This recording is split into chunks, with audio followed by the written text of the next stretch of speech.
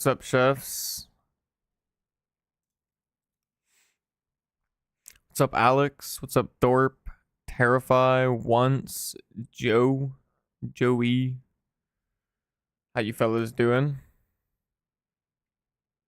Saying they leaked another witch class? Do you mean like another witch ascendancy? If there's a new witch ascendancy called Leech King, that sounds super sick, I'm not gonna lie. That sounds like it would be kind of like the occultist from POE 1. Something that's gonna like focus on like essence drain, contagion, that type of stuff. Let me finish setting up my stream details and stuff super quick. Give me 1 second, fellas.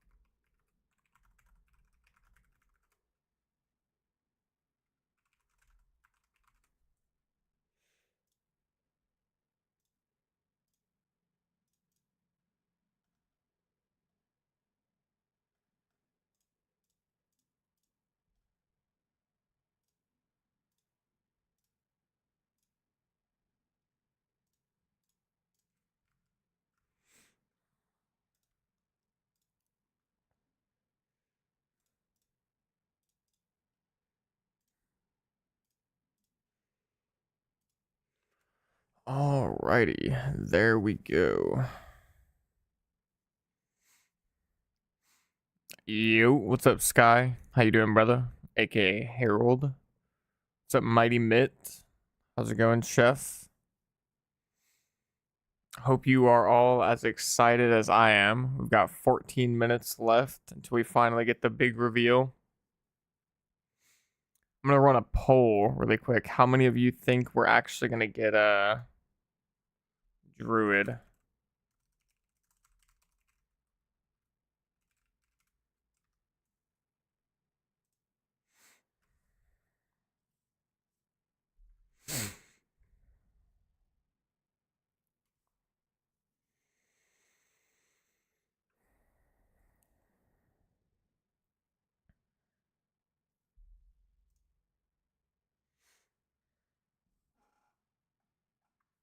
Yo, what's up, Denade Mon and Daniel Guzman? How y'all doing?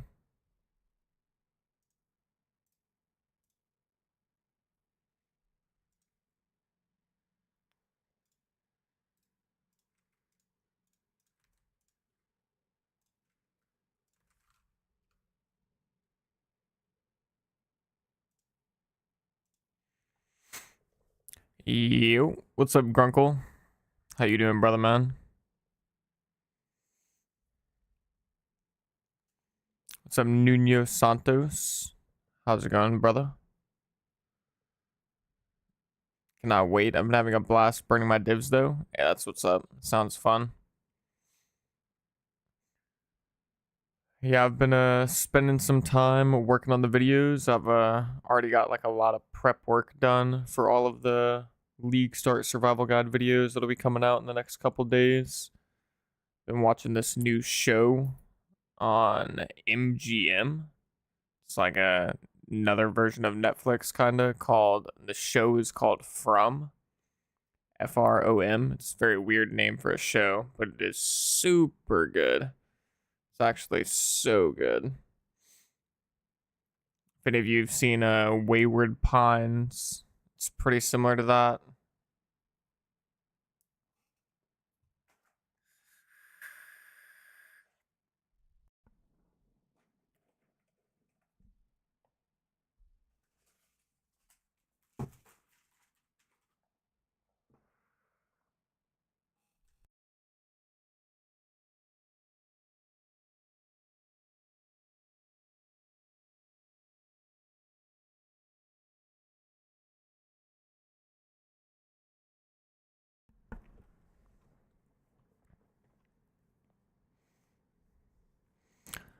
So I joined with POE 2. Make sure I was unmuted. Do the economy resets function like they do in games like Tarkov? Yes. Yeah, it's going to be similar. If you've played Tarkov and you know how the wipes work there, it's similar. When you boot the game up on April 4th, like after the patch has been released, assuming it operates the same way it did in POE 1, your characters that you currently have will still be on your account. But if you want to make a character in the Dawn of the Hunt League, like the new league, it'll have to be a new character. That new character's stash will be completely disconnected from your previous characters.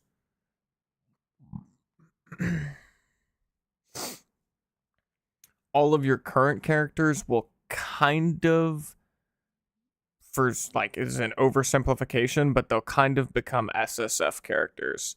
Technically, you'll still be able to trade with other people that are like playing in the standard league, like the old version, but there's just not going to be that many people. So I imagine I've never played on the standard server before. I just, like, every time a new league starts, I always jump into the new league, but I imagine there's so few players that it'll kind of just feel like SSF. Will you still have the tabs that you purchased? Yes. Like all of your microtransactions, things that you paid real money for, all of those will continue over to the new league. But they will be empty, just to be clear.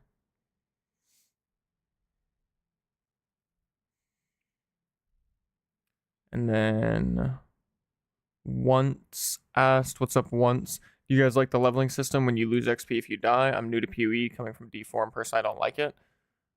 I don't personally hate it.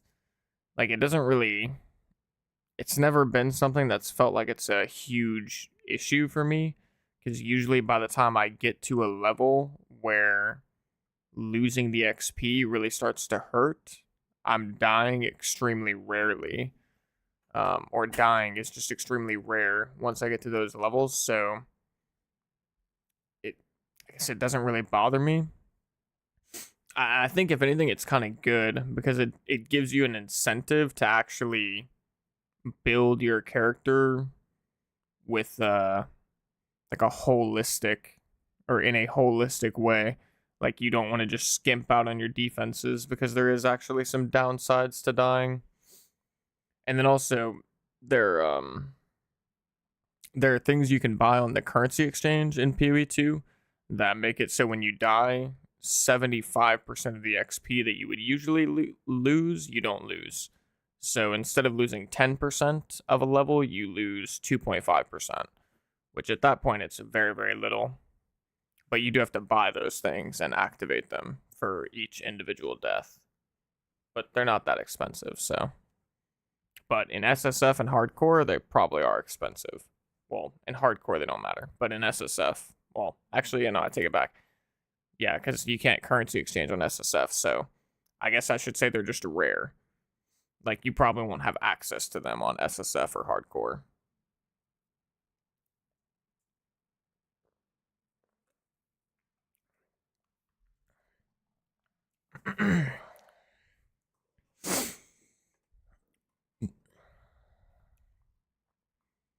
Yo, what's up, Bad Rock? What's that countdown for? The countdown is for the PoE 2 Dawn of the Hunt, a live stream reveal.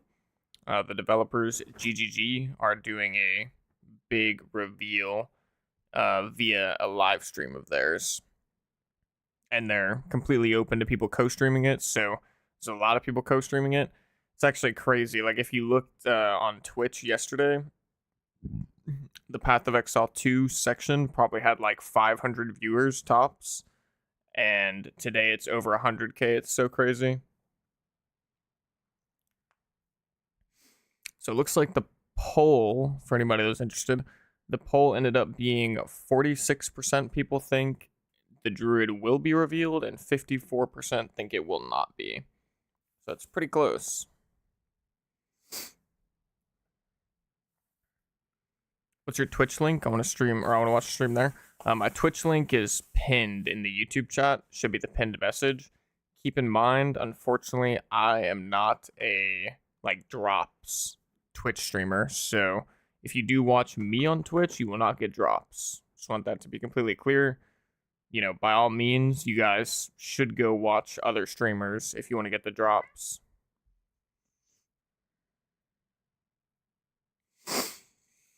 I don't actually know what needs to be done for me to get drops low key. Like for like for when I stream for other people to get drops. You think I can do it in my settings?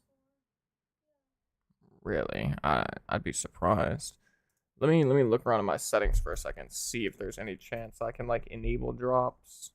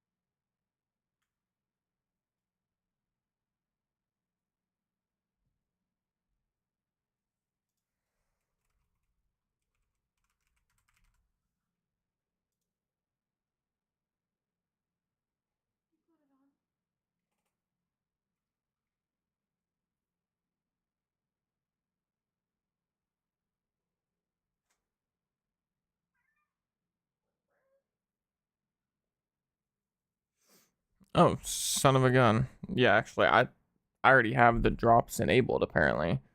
So it seems like, yeah, if you watch my Twitch stream, you should actually be getting progress towards your Twitch drops for it. I mean, I'm allowed to put like hashtag drops in my Twitch or exclamation point drops.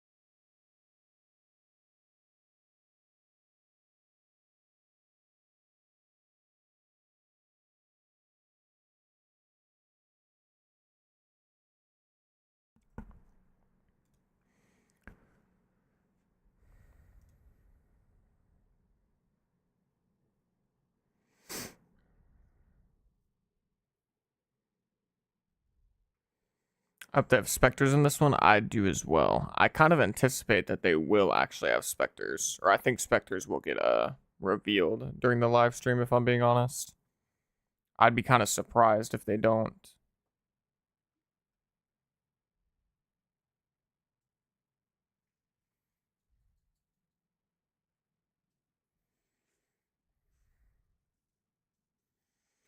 Shout out for the sub.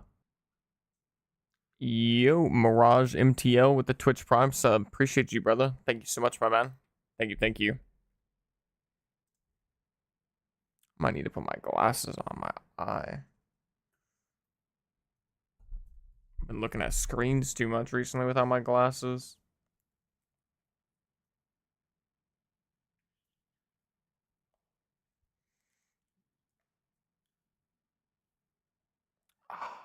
I can see. Shit's crazy.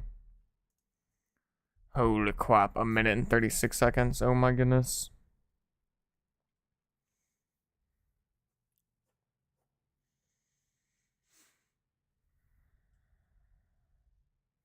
Yo, what's up, Get Hard Art? My work blocks access to Twitch, so I appreciate you for streaming this. Hey, no problem, brother. Which one of the new class / ascendancy would you try first? If Druid gets released, I will definitely be playing Druid first. If Druid doesn't get released, then I'll be playing Huntress. So yeah, I think that probably answers your question, I guess.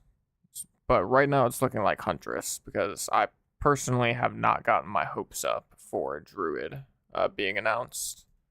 I hope it does, but I'm not going to get my hopes up.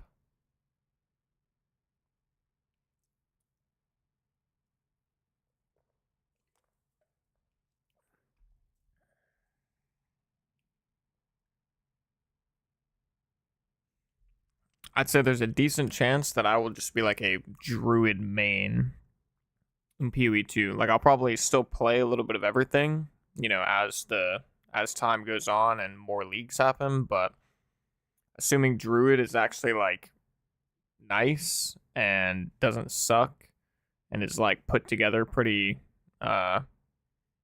well, I guess, and plays well, then I'll probably be a Druid main. Alright, let's go ahead and unmute. I'm Jonathan Rogers, Game Director It's him. on Path of Exile 2. Welcome to GGG Live. Well, damn, a little over 3 months 50 gifted subs from so Wadihu. it's about time for our first Eesh. major content update. Today, we're going to show you an exclusive reveal of Path of Exile 2, Dawn of the Hunt, which launches on April 4th. Chat. Pay attention. Twitch drops are enabled on today's live stream, so make sure you follow the instructions below in order to claim your Executioner's Guillotine finisher effect. Now in today's stream, we're going to take you on a deep dive into the new Dawn of the Hunt update. We'll cover a new class, 5 new ascendancy classes. Wait, a and new huge expansions class? on character systems like unique items and support gems. Like a new After class that, like it's onto the Huntress, in-game or improvements, including changes to systems, a bunch of new encounters, and lots of other content. We're going to finish He's up a bit today quiet, with not a sure if live that's Q&A him or your session with stream. ZD whilst Path of Let me Exile make 2's sure game it's- directors, myself and Mark, your questions from Twitch chat. Now we have a lot to cover today, so let's get started with a trailer for Path of Exile 2, Dawn of the Hunt. let me know if y'all can hear it We well. Azmeri I'm assuming it are should be guided by pretty the okay. Spirit. It provides prey, shelter. Sounds fine on Twitch end. even Okay, nice. love. But for me, I can turn it one up if day, needed. all that were changed.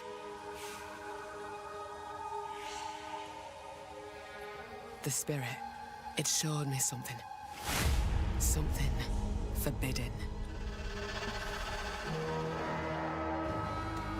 And to defend all I loved, I used it. No. I lost everything that day. But fate weren't finished with me yet.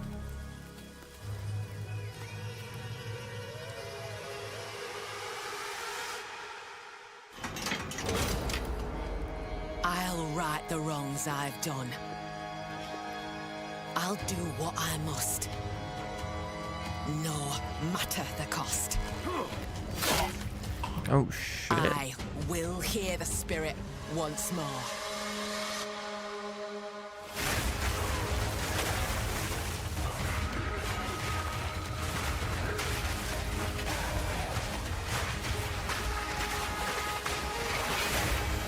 Yo, whoa, that looks sick.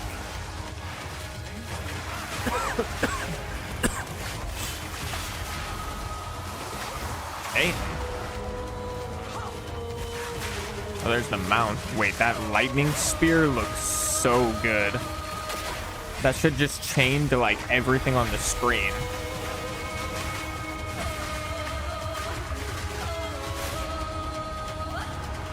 "25 new skills, Azmeri Wisps.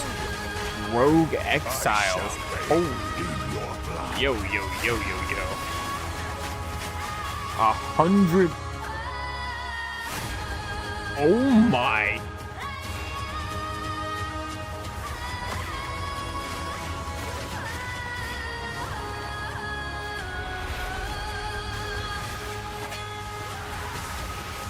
Oh my, bro. Dude. Yeah, like, it's like an entire new game. You're not wrong. GGG is crazy. Bro, 100 plus new uniques. Now, as you can see, in A Dawn of the Hunt, 100 we're plus introducing new the first support new class gems? since early access to POE 2, the Huntress. The Huntress is a spear-wielding Azmeri warrior. Born into a society with strict traditions, she was exiled from her homeland after using the power of a skill gem to defend her village. As a dexterous spear user, she specializes in both melee and ranged combat, dashing into and out of battle. Spears have extended range and a short dash, but unlike other melee weapons, you can also throw them. In order to make a hybrid ranged and melee character work, we had to do a lot of thinking about ways to make it fun to both enter and exit melee range. The first skill you will get as a Huntress is Whirling Slash. As well as striking in a circle Also, around you, this skill they creates a announced like whirlwind that blinds your multiple enemies. league mechanics, Leaving the did they whirlwind will not? make it explode. Shadow The of more Exile. whirling slash used, the bigger the whirlwind, Yo, and the bigger X the explosion. Benelli X, right? Is Once that- you're out of there, that what I you'll saw? want to follow up with something ranged. Yeah, X Benelli X Whip with your the Switch spear Prime around sub. to Hey, I shoot appreciate you, twisters brother. towards Thank you your so much, my foes. man. These Thank you, twisters thank you. bounce off walls and can hit enemies multiple times. But Rogue You Exiles can was a also mechanic throw from twisters POE inside 1, a right? That whirlwind was, to shoot out extra tornadoes that do way more damage. I can't remember what it was called. In her offhand, the Huntress will usually want to hold a buckler, which allows you to do a new skill, Parry. While holding down Parry, your character will counterattack any incoming attack from monsters near you, stunning them. In addition, the monsters will Parry. take extra attack damage from your follow-up strike. What the Some hell? specific skills are designed to be used after a parry and have extra effects. Disengage is a skill that does a quick jump back, damaging enemies in front of you, and it can be used to interrupt other actions, like dodge roll. If you use it Oh, against a that's parried cool. enemy though, it causes an explosion and gives you a frenzy charge. Just be careful. If you parry too much, you're going to get stunned and possibly killed. You can combine this combo with Whirling Slash. Slash, parry, disengage, and you'll get an explosion from the disengage and the Whirling Slash. The Huntress also has a variety of elemental spear throw This attacks. lightning spear skill You looks could use Lightning Spear to sick, bounce I'm not lightning gonna between your lie. foes. Or you could throw explosive spears into the ground. These spears take a while to detonate, but when they do, they'll incinerate anyone caught in the blast. There's a All very spear decent throws on the chance Huntress I'll be can also running a empowered by lightning frenzy spear. charges. For example, explosive spears will do an even larger explosion and leave fire on the ground. And these empowered versions can activate even more combos. Using Whirling Slash over ground fire will suck it into the whirlwind, adding fire to the explosion. That's pretty cool. Using twisters inside a Fire will shoot whirlwind. out fire tornadoes as well. And you can do Holy similar shit, wait, combos this with is ice super sick, actually. and lightning too. Yeah, wait, this is Now, a key very aspect cool. of hunting is exhausting your foes by causing blood loss. This skill is Rake, which dashes towards your target and unleashes a deadly slash, opening up wounds on your enemies. Follow up with Disengage and watch them bleed out as they run towards you. On the health bar of Bleed monsters, build, you can see how maybe? much blood loss the enemy has experienced, and the Huntress has skills to take advantage of this. For example, using Blood Hunt will thrust forward and cause a bloody explosion. The more blood loss, the bigger the explosion. I'm not gonna lie, bleed build does Try sound out pretty Rapid cool Assault. too. The final hit of this multi-hit combo will stick a spear into your enemy for a big bleed. Now, Explosive Spear and Rapid Assault both result in leaving spears behind, either in the ground or in enemies. But there are other skills that leave spears around too, like Storm Lance, that leaves an electrical spear that arcs towards enemies. But what can you do with all these spears? Detonate them, of course. Thunderous Leap will allow you to jump onto and explode any spears either in the ground or in your enemies. Now, as well as hunting animals, the Huntress also has the ability to work with them. While fighting any beast, you have the ability to tame it and use it as a companion. You can What? only have one companion at a Wait, time. it's but it will Pokemon. keep the mods that were on it. Try to find a rare beast with good mods to take full advantage of your ability to tame them. It's Now, this is Pokemon. just the beginning of the Huntress. We've really tried to make hybrid ranged What? and melee gameplay work for this class by having a huge amount of synergy between ranged and melee options. Yo. There are 22 new skills available for the Huntress. By endgame, you'll be slinging hundreds of insanely powerful spears, sending forth spirit animals and summoning the might of Solaris from the sky. Summoning But we spirit still haven't talked about animals. ascendancy classes yet. What can the Huntress ascend into? Oh, Well, yes. the first ascension class you could choose is the Ritualist. The Ritualist has embraced the darker side of Azmeri traditions by harnessing the power of animal sacrifice and plague. The Wait, Corrupted Life what? Force skill causes all enemies around you to grow volatile blood boils on their skin. When those enemies are slain, the boils will burst, spreading corrupted blood to all enemies around them. The Ritualist also excels in taking advantage of magical trinkets. The Unfurled Finger skill allows you to equip an additional ring on a finger around your neck. Taking Mystic Attunement increases the bonuses of all the rings and amulets you have equipped. Now this is one of my favorites. You can have a As the third Whispers ask, it ring? grants you a new skill, Ritual Sacrifice. Use the skill on the corpses of slain rare monsters to absorb the power in their blood, to give you one of their modifiers for a short time. Well, it's like Headhunter, Specialize further basically. into Ritualistic Sacrifice with As the Whispers Demand, which allows you to perform that skill on yourself instead of a corpse. Cut your own hand, sacrificing some of your own blood. Shout to out your for the powers. sub. Yo, Thorpe with the Amazon Twitch Prawn Ascension is sub. for those Appreciate looking you, to brother. hunt more Thank than you so just much, my man. beasts. Trained as an elite guard to the W's most in the important chat Azmeri for elders, Thorpe. the Amazon will use more traditional fighting techniques mastered to perfection. The Predatory Instinct skill will cause you to reveal weaknesses in the defenses of rare and unique enemies. so this is the causing you to deal Amazon. more damage. You can see those weak spots represented on their life bars. While using Elemental Infusion, any charges you consume will infuse your weapon with elemental power, causing any projectile attacks to explode on impact. The Critical Strike skill is as simple as it sounds. It takes your excess accuracy and gives it to you as critical strike chance. Oh, whoa, wait, Additionally, that's you have skills like Mystic Harvest, actually which allows interesting. your elemental damage to leech life, and Azmeri Brew to be able to use either flask to restore both life and mana. wait. So those are the two You new can ascendancies for the convert Huntress. elemental But those are not the to only life ascendancies in Dawn of leech. the Hunt. We've added a new ascension class for 3 of the Elemental other damage to life existing leech. classes That too. sounds crazy. First up, for our warriors out there, we have the Smith of Kitava. The warrior is a blacksmith in origin, taught by his father Renly. With this ascension, you can take your smithing skills to new heights by embracing power from the insatiable one himself, Kitava. Smiths of Kitava are master blacksmiths and have the ability to forge That's a their weapon, weird-looking quite tree. literally. Using the Against the Anvil notable skill, you can enhance your weapon with fiery destruction before any battle. After doing so, your attacks will release explosions on hit for maximum devastation. You can also use the power of Kitava to summon an animated copy of your weapon to fight alongside you. Oh, that's A cool. great blacksmith can do more than just forging their It's weapon. kinda like animate Their weapon. armor can be enhanced too. Now you might think this ascendancy class tree looks a little abnormal, and you're right. There's a lot of notable skills all disconnected at the bottom there. By taking this point here, which is free to assign, your character is unable to equip body armors with mods of any kind. So your body armor must be normal. Sounds like a downside, right? Except now in true blacksmith fashion, you get to craft your own body armor by taking those disconnected notables with your points. If you want your body armor to grant life, take this notable. If you want resistances, take this one.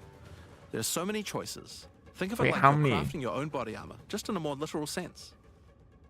Now, let's move on to those who prefer How the many reassuring points do you feel get of for crossbow that? in their hands, Do you have the to mercenary. use your 8 ascendancy Alongside the points existing in those ascension classes, spots? the Gemling Legionnaire and the Witch Hunter, you Seems can now play as the interesting. Tactician.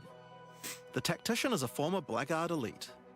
Free from the duties of a Blackguard, he is able to use his training to decimate the monsters of Rayclast and earn a healthy income doing so.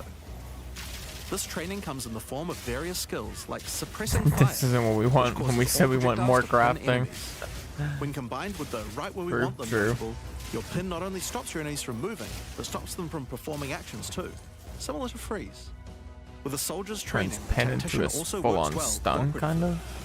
Using the whoever pays best notable, you can place multiple banners at once. The Watch How We Do It skill gives a portion of your weapon's damage to your allies as well.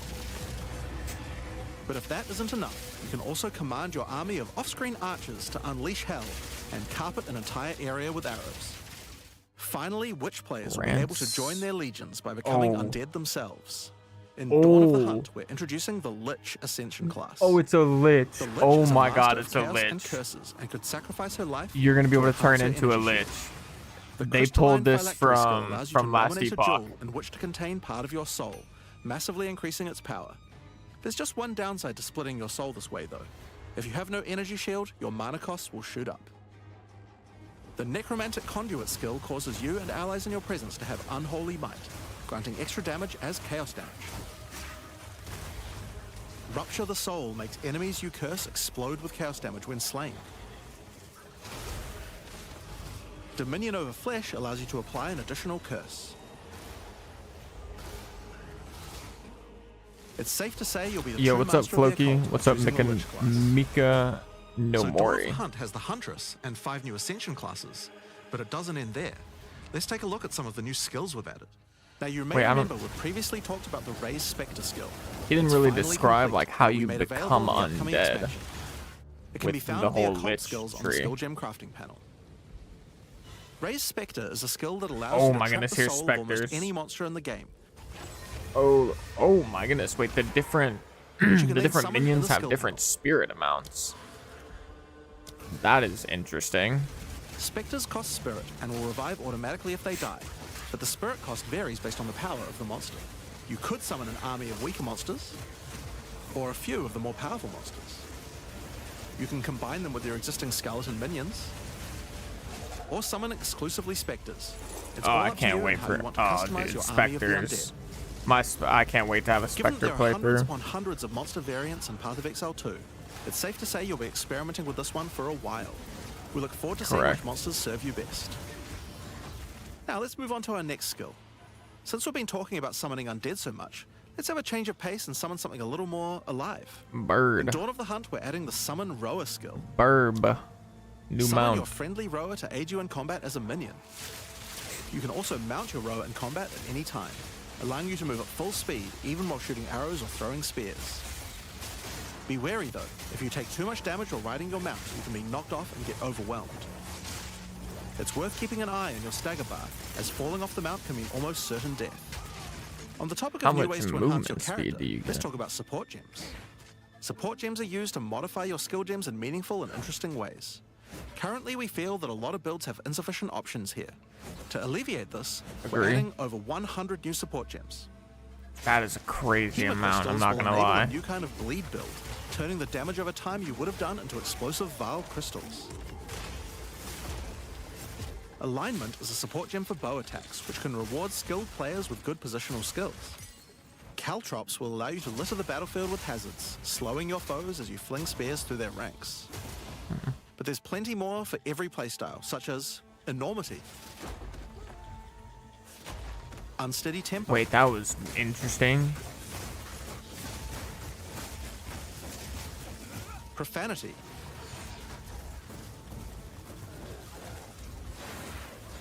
That's Retaliate, actually good too. That seems meh. Kind of mid. Syzygy. Yep, that's a real word. And many more. Interesting. Now we've talked about a Yeah, new class, I mean, that new is a ascendancy ton. classes, new skills, and new support gems. But let's not forget about the core of a true action RPG, the items. To start with, let's talk about uniques. We're adding over 100 new unique items. This time, we've made sure to add uniques with a focus on mid and endgame tiers to make sure there are more exciting items to find for higher level characters. Let's look at some examples. Embrace your inner devil with Chernobog's Pillar. Shout It out for grants the you a large amount of sub. fire damage based on your block Yo, jumps. Secunde with the Twitch Prime The Coming sub. Appreciate Calamity you so allows much, to become brother. a true Thank you, master of man. the elements, granting you all 3 Elemental Herald skills without costing any spirit. At the same time, it penalizes enemy resistances. Waste Gate is a Wait, belt that's useful the for triple builds using element single monk resource chest like blood piece right magic there. or archmage Holy. builds.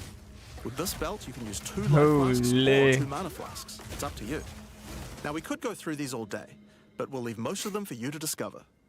Suffice to say, though, we want there to be way more cool things to find. Over time, our goal is to add a unique to every single base item type at a minimum, so that you can chance any base in the game. Now, given that we have the Yeah, I Huntress, turned up the we have a set of stream unique spears from sound early just a game little all the bit. way through the end game as well. One example is Scyther's Spear, which combines bleed and fire in a powerful way. It Do you have allows your drops ignites to enabled? be I aggravated, do. dealing I believe they substantially more should be damage. available. We're also introducing a suite of unique bucklers with some interesting parry mechanics. Calgyra's Arc, for example, allows you to parry projectiles from any distance. And we're also adding our first unique charms. Bayra's Anguish will not Ooh, only protect you unique from ignite, charms. but will also emit a devastating fire nova whenever you do get ignited. In sum, there's just a ton of new uniques to find. We can't wait to see the weird and broken builds that come out of it. Now we also want to talk about crafting options. In each major update during early access, we'll be continuing to add and improve the options here. We have various new crafting tools that have been added as rewards to many of the different types of new content that we're adding. But for now, I just want to mention the changes to runes. Runes add commonly available mods, but since they only have one tier, flat damage mods tend to get outclassed by in-game. So we've changed runes to have multiple tiers, allowing you to get higher tier mods than before. Our plan is to significantly expand the number of more specialized mods for crafting using socketables as we add new content over time. I like and that. The first new set I of think those that's a good comes from what change. we're talking about next. In Dawn of the Hunt, we're adding Azmeri Wisps, which can be found throughout both the campaign and the endgame. The Azmeri spirit has made itself present in Rayclast, and it appears to be trying to warn, or maybe prepare us for the coming darkness. You will first encounter a manifestation of it in the Grellwood in Act 1. It's definitely a new Delwyn, mechanic of an some Azmeri sort. hunter who is trying to find out what exactly is causing the spirit to behave this way. As you approach the wisp, it will flee, leading you past monsters. Any monsters it comes into contact with are infused by it, making them more powerful. Each spirit is associated with a specific revered animal within Azmeri culture. This one is a wisp of the Great Bear, and grants enemies extra life and stun. The wisp moves faster the closer you are, and as you move away, they slow down to wait for you. Interesting. But if you get too far away for too long, they'll dissipate and return to the woods. Okay. As you continue to chase the wisp, it will find and possess a rare or unique monster, granting it a new powerful ability. Because this was a wisp of the Great Bear, this monster now also has increased life and stun. But on top of that, it will periodically summon a large spectral bear that slams with wild fury. If you're able to defeat this foe, you will be rewarded. For each monster that was infused and killed along the way, the rewards will be increased. Each wisp has its own mechanics. The Wisp of the Winter Owl is a primal wisp that causes enemies to deal extra cold damage, gain energy shield, and release wind vortices on death. When infusing a monster, they will call down large tornadoes to protect their host. The Wisp of the Wild Cat is a vivid wisp that causes affected monsters to deal more critical strikes and become more evasive. When it infuses a monster, it will summon a barrage of feline spirits that will attempt to tear you limb from limb. Holy shit. If you're lucky, you may even find sacred wisps that can do some pretty crazy things to the monsters they influence. Like the Wisp of the Cunning Fox, which turns normal monsters into magics, magic monsters into rares, and rare monsters into actual bosses. Wait, that's Azmeri crazy. Wisps Turning a can drop new pack set of socketable magics items into a that allow pack you to of craft rares? a wide range of interesting new mods onto your items. Each one may only be used on a specific item slot. As mentioned, Wait, what? the Wait, that Azmeri seems Wisps cool. can be encountered throughout the game. But there's also a new endgame map called the Azmeri Ranges, a mountain village where the Azmeri once lived, now overrun with corrupt monsters. This map always has multiple Azmeri Wisps in it, and familiar, yet not quite the same boss fight. Azmeri Wisps can also be further modified by the endgame Atlas tree as well, Ooh, this and is by sick. tablets. But I'm not going to be the one talking about those things. In order to cover all the new content in in-game, I'm going to hand things over to Mark. Hi, So that's kind of I'm like Mark a whole Roberts, new league Game mechanic, Director basically. on Path of Exile 2. There's a ton to talk about with the endgame today, so let's dig right in. Path of Exile 2's early access began with a brand new endgame, and it was clear that it needed a lot of work. After absorbing your feedback, we're ready to make some epic changes. The first thing is, we just need a lot more content. In Dawn of the Hunt, we have made sure to focus on increasing the sheer number of interesting and different encounters you will randomly stumble into as you explore the endgame. And the second goal is to smoothen the progression through maps and reduce the amount of annoying busy work. To start with, let's talk about the new interesting stuff to find. Well, the most obvious thing to add are new maps. As well as the Azmeri Ranges that Jonathan mentioned earlier, Dawn of the Hunt also contains 7 other new maps, all with their own custom encounters. Let's start with this one. The Feral Megaliths map starts off in the wild Ezomite forests. As you progress through the forest, you will find mysterious rune-carved stones that, when touched, surge with energy. After activating all the stones, you can find a grand henge, where all the energy is coalescing. You can then start an encounter. The area darkens, a storm moves in, and a concentration of energy summons a dangerous boss. You must fight and defeat the boss to get its rewards. Once you have defeated it, summon another. And another. And another. And another. You have 10 total waves of boss fights which get incrementally more difficult. Whoa. If you This manage is to crazy. defeat them, you get full boss rewards, but also opportunities to get new runes. These can only be obtained from this map. The Fractured Lake contains a surreal waterscape with fractured mirror-like objects. Wait. As you move around the map, the terrain itself elevates from below, creating the ground you walk on. In this unique map, all the rare monsters are mirrored, so you're always fighting two of the same rare at the same time, which can prove quite difficult. Interesting. If you manage to overcome that challenge and make it to the end of the map, you'll be presented with a broken mirror, a powerful altar-like object that contains an item within it. The item contained within is a new base type, either an amulet or a ring, that can be crafted to have additional prefixes or suffixes at the cost of the other. The last unique map we'll show today is one based around the essence mechanic. You enter a crystalline cavern, and you will find a powerful map boss imprisoned in the center. Oh, this was the It new is essence surrounded by thing, so many the rare essence monsters, isn't also imprisoned in essences. By freeing and defeating the rare monsters, Isn't really a the essence pinnacle, they I held don't will think. be upgraded to a greater essence and be added to the imprisoned map boss. How brave are you? How many essences will you add to the boss? Overdo it, and you might lose everything. Underdo it, and you might regret it. It's your choice. Yeah. Speaking of essences, alongside visual improvements, you're now able to apply Val Orbs to corrupt the essences with a range of that's unpredictable interesting. outcomes. It could increase the number of essences, We just gotta carry Vol Orbs reroll around all the permanent. I'm essences to the assuming? same type, or even upgrade the essences to greater essences. What if That's they're pretty already cool. greater essences? Well, it can upgrade those too. We have 4 new corrupted essences. Essence of Hysteria, Insanity. Delirium, Horror, and Insanity. Each corrupted essence has its own interesting combat mechanics. For example, the essence of Insanity causes you to question even your own mind, as monsters split into shadowy clones, and you must locate the real one before a devastating icy explosion freezes everything around it. Each of these has their own crafting outcomes. The essence of Insanity can be applied to a belt.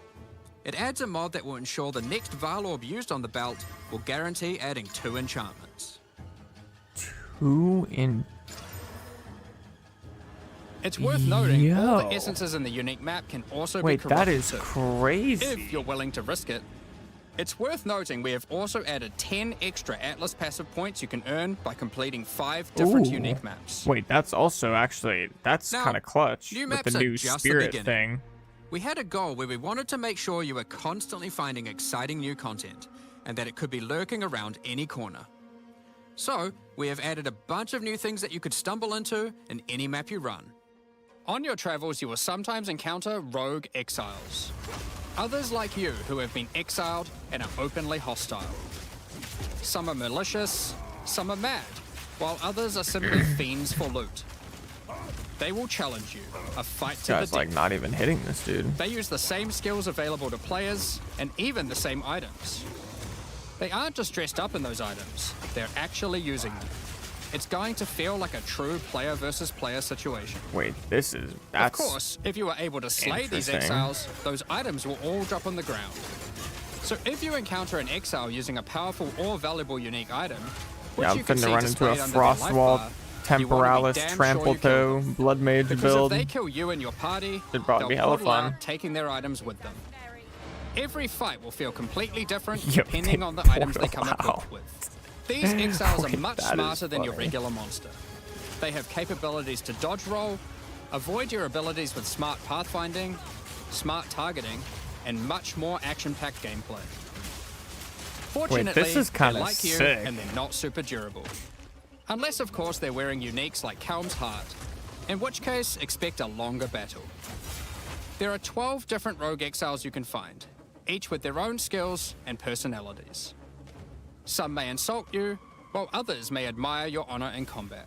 I'm not gonna lie. Or never mind, Another that looks like encounter a you might witch. stumble onto in Dawn of the Hunt are one of 4 new unique strongboxes. Strongboxes are chests with modifiers. Ooh, unique When you try strong to open them, boxes. That's they pretty cool. activate traps That and sounds like it spawn could be waves cool. of monsters that you must defeat to access the loot. Let's take a look at 2 of the new unique boxes that are harder to find and behave just a little bit differently. The Ogham's Legacy Strongbox has a corpse splayed out in front Let me of the turn my ads rune-carved off stone. on Twitch. Upon interacting with the stone, you activate Forbidden Azmeri magic, which revives the monster as a powerful rare. The Strongbox comes with a modifier which determines how many times it will revive that rare. Each time you defeat the monstrosity, the Strongbox revives it again, adding an extra modifier to the monster. With each resurrection, it becomes more difficult, but also more rewarding. This Strongbox is infused with thaumaturgy from ancient File technology. Eshel's Torment has a powerful artifact inside, and is guarded by chaos itself. Defeating the monsters will grant you a unique item, with a specific corrupted outcome. You'll have to find the other 2 for yourself to see what they do. The Scarab Strongbox. Now, let's talk about the introduction to the endgame. Upon starting the endgame, Doriani tasks you with cleansing corruption to help restore the land. However, in practice, the quest objective just sent you on a grind to clear 15 maps. We wanted to make the quest to unlock your Atlas passives much more interesting.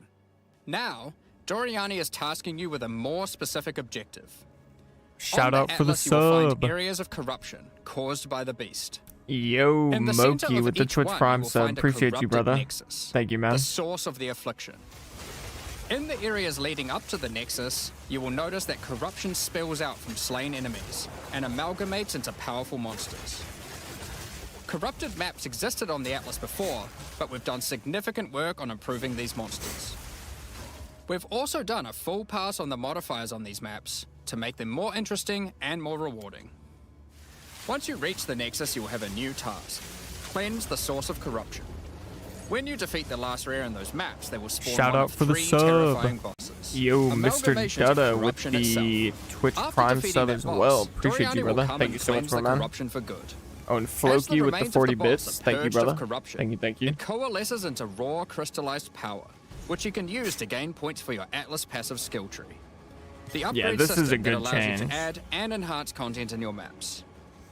We didn't stop there though. When you complete a corrupted nexus, all of the remaining surrounding corrupted maps will become cleansed maps. Cleansed maps also have new monsters, Cleansed. Interesting. a new boss, Okay. and their own set of modifiers and rewards, including finding fracturing Interesting. orbs by slaying cleansed enemies. Fracturing These orbs can be orbs. used in crafting on a rare item to cause one of its modifiers to become fractured. A fractured modifier is one that Yo, cannot wait, be that's modified big. by any means. You are able to freely That modify is the big. item, ensuring the fractured modifier will never change. If you get the right item with the right mod, it can prove to be a very powerful crafting base indeed. You must now choose. Do you complete all the corrupted maps and then the Nexus? Or maybe you beeline to the Nexus, complete it, and do all the remaining maps cleansed. Both have rewards to entice you and challenges to assess. Now, From a new player let's have a perspective, talk this is about much better, I towers. think. The quest. One thing we've had a lot of feedback on is the busy work around running towers and managing your tablets. Oh, okay. The first This is change we've big made news, here is big that we've news. reduced the number of towers drastically. So there are now 1/3 as many as before, but we've made them much more powerful. To start Okay. with, tablets now inherently add twice as many mechanics. But that's not all. Running Okay. higher tier maps and towers now increases the number of mechanics applied by tablets. Oh. By tier 15, the bonus is double, allowing a single tablet to now add 4 times as many mechanics as before. So, we're Holy. running far fewer towers, dealing with fewer tablets, and affecting even more maps than before. But because there are fewer towers overlapping with each other, you won't get as many opportunities to stack different tablets. In order to solve this, we've made it so that each tower can consume up to 3 tablets at once. You always get 1 slot on completing the tower, but if you can complete a tower with more mods on the Waystone, you can unlock a 2nd or 3rd slot. Overall, Oh, wait, this is allows for super even more chill, juicing from actually. towers, while drastically This reducing is the a amount of busy work very, you have to do. like, On top innovative of that, towers are much more way interesting that maps they because decided they to can make now this spawn with all change. the mechanics. including bosses. I think it's pretty smart. Each We'll have tower to map see has a how new it feels, boss. obviously, Let's but take a look at a couple here. seems like it's going to be The a boss fight lot of the better Alpine than the Ridge map current. has 2 powerful witches state. contesting for territory. One witch has an affinity for ice, the other fire. Who will win? Hopefully neither. The boss of the Sinking Spire map is a remnant of the Val that has been charged with lightning. It uses a full That dude suite of looks lightning sick. abilities. But be careful. If any of them hit the surrounding constructs, they will power up. Another thing that we've seen a lot of feedback about is sustaining waystones. Really? As we looked into it, we realized that the people who couldn't sustain waystones were dying a lot. A lot more than we had expected. And that made us realize something. During the campaign, the expectation is that you can die multiple times in order to learn how to overcome challenges. You are able to learn how the monsters behave, adapt to their skills, and eventually overcome them. But as soon as you get What to the are end they game, about to do you're here? effectively no longer allowed to die if you want to sustain waystones. By the time you are getting towards the end of endgame, we want you to have to be careful not to die. But it certainly shouldn't be that we have such a sudden shift. You're as you gonna run get, you're your gonna get first multiple maps. chances on lower tier The first change waystones? we're making is you can now respawn and return to a map if you die, Yep. continuing Yep. from where you left off. But on When you start T15s, the you don't. game, you get up to 6 total attempts per map. As you add more modifiers to a waystone, the number of respawns goes down. This means that so as it's you get to the point that you're modifiers. running every waystone as a rare, you will have to be more careful. That's In parties, interesting. everyone gets to respawn that number of times. Oh, everybody But gets to we still respawn that think number it's of important times. that you can kill a boss in one go. In order to allow that to happen, we've made a change so that once you start the boss fight, it changes over to the same respawning system we use for pinnacle bosses. This means that the map owner can choose to respawn everyone at the same time. Another complaint we've seen a lot of is Okay. players not wanting to do the pinnacle content because of the experience penalty from dying. A change we've made here is that all pinnacle content now no longer grants experience, but also no longer removes experience on death either. Dawn of the Hunt also brings the first That's batch of a Twilight very Order reliquary interesting keys change. from the early access supporter packs. These keys contain items selected by our supporters. They can contain any unique item found in Path of Exile 2. If the selected item is a pinnacle boss drop, then only special keys dropped by this content will be able to provide these items. For example, Hand of Wisdom in action can only come from a key dropped by Zesht. We're also making a change that allows pinnacle boss uniques to drop at any difficulty. Rarer uniques will be rarer at lower difficulties, but still possible to find. It's This interesting. applies to the drop chances for the reliquary keys from this content as well. So you don't have to do T4 pinnacles We to spoke about towers to and have a tablets earlier, chance at but we the have also added a suite of unique the tablets. chase items. Each of these adds crazy interactions to the maps influenced by it. For example, this unique tablet allows you to run any map in a tower's radius without requiring connections, which can be quite useful for jumping gaps and traveling around your atlas. That's And this tablet causes Definitely an all interesting runic tablet. monsters spawned during expedition encounters to be duplicated, and weakens all expedition monsters that emerge from the ground. The Atlas tree has also been expanded, and you can find many of the new mechanics there, and improvements to existing ones but too. that essence node looks different. It doesn't look like an essence node anymore. Now, through this live stream, we have On the mentioned Atlas tree. quite a few new crafting options that we've added. New runes, corrupted essences, fractured mods, and jewelry crafting bases. But we did have just one more crafting system to talk about. Recombination. Expedition was the only in-game mechanic that was Recombination. lacking a crafting system, so that needed to change. Recombination is a mechanic that might be familiar to Interesting. some players. It allows you to merge two items together, hoping to get the best elements of each on a single new item. This new crafting bench will be unlocked as you complete your first expedition, and requires artifacts found during expeditions to fuel it.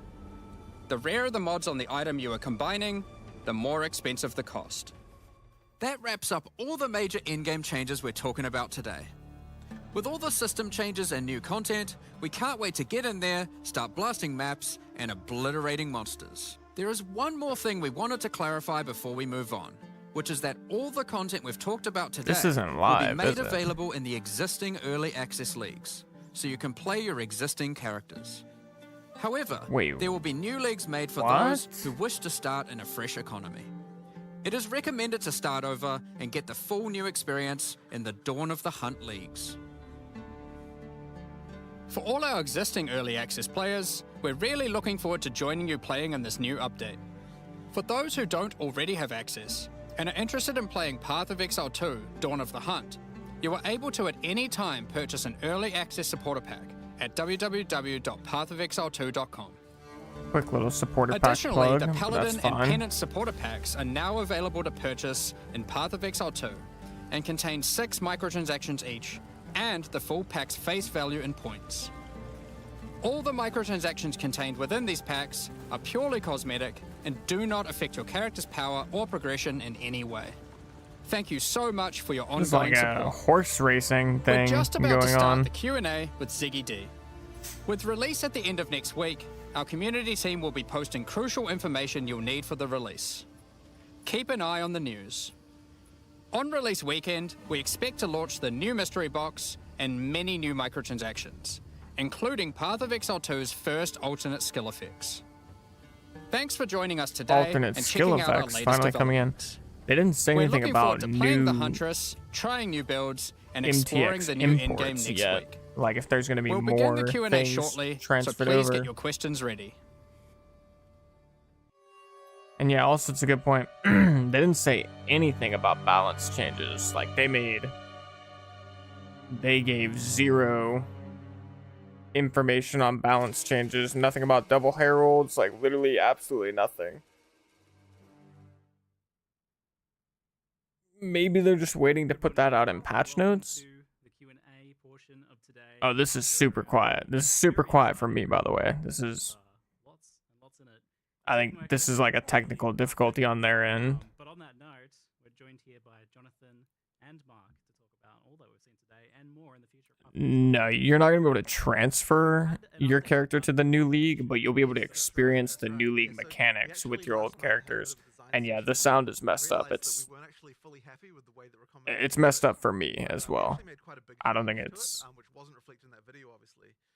it's my stream. I think it's like their thing. Yeah, everyone in their chat is saying volume, volume, volume. We can't hear, blah, blah, blah. So I think this is on their end. Audio guy fired. But it wasn't something that was really mattering a lot for people who effectively got access to the feature at the start. I'm sure they'll get it in just a second. They have 150,000 viewers. I'm sure they will pay attention to the volume in a second. Each item, from each item. And then it gives you a percentage chance of success based on the number you pick. So if you pick just like one from one and one from the other, then the chance is much, much higher. But if you pick if you pick 6 mods, it'll become practically impossible. So effectively, like the more you're wanting to design the item, the less of a chance of actually having success. So it means that if you just want to get like a mod, if you want to get an item with like, okay, these 2 mods that I found off the ground, that's relatively easy. If you want to get an item which has all of them, then very hard. So we think that's a much better design because it means you can kind of use the recombinators actually become something that you can use even from from the first point you get them.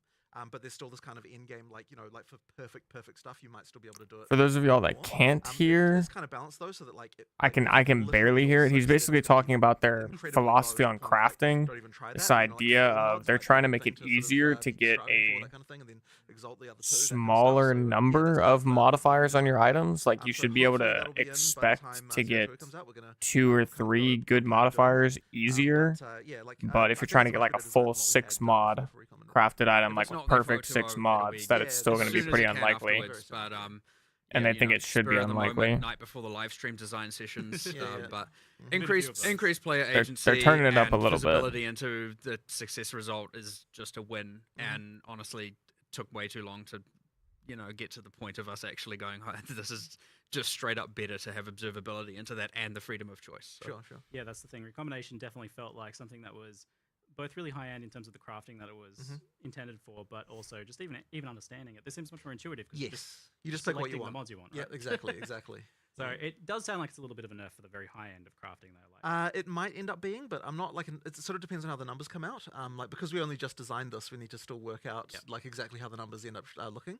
But I mean, look, we have to make sure. Obviously, whenever we're designing any crafting system, we have to be really sure that we're not like screwing over finding stuff on the ground. So you have to sort of have that balance, and that's so that kind of informs everything we do with crafting usually. One difference here, though, of course, is if the success chance fails, items both just deleted, items yeah. are destroyed as opposed to always keeping one. Yeah. So okay. So it's Whether basically or percent not chance that's for success, and if it fails, item's gone. So What, yeah.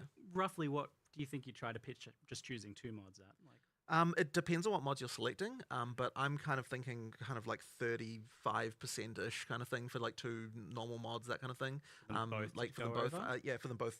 For if you pick 2, yeah. and then but we'll it see. kind of depends. Again, It kind of depends. We'll see how we have to do higher some tier mathing. mods are rare. And, Yeah, exactly. So it sort of it depends on the also situation. the other thing is They're it's talking not- about the it's fine to have a fixed recombination cost, so it's mechanic not a gonna, bit right now as well. You know, And the idea is dollar like, based on yeah, and the idea is like doing a single expedition should be enough to do a recombination.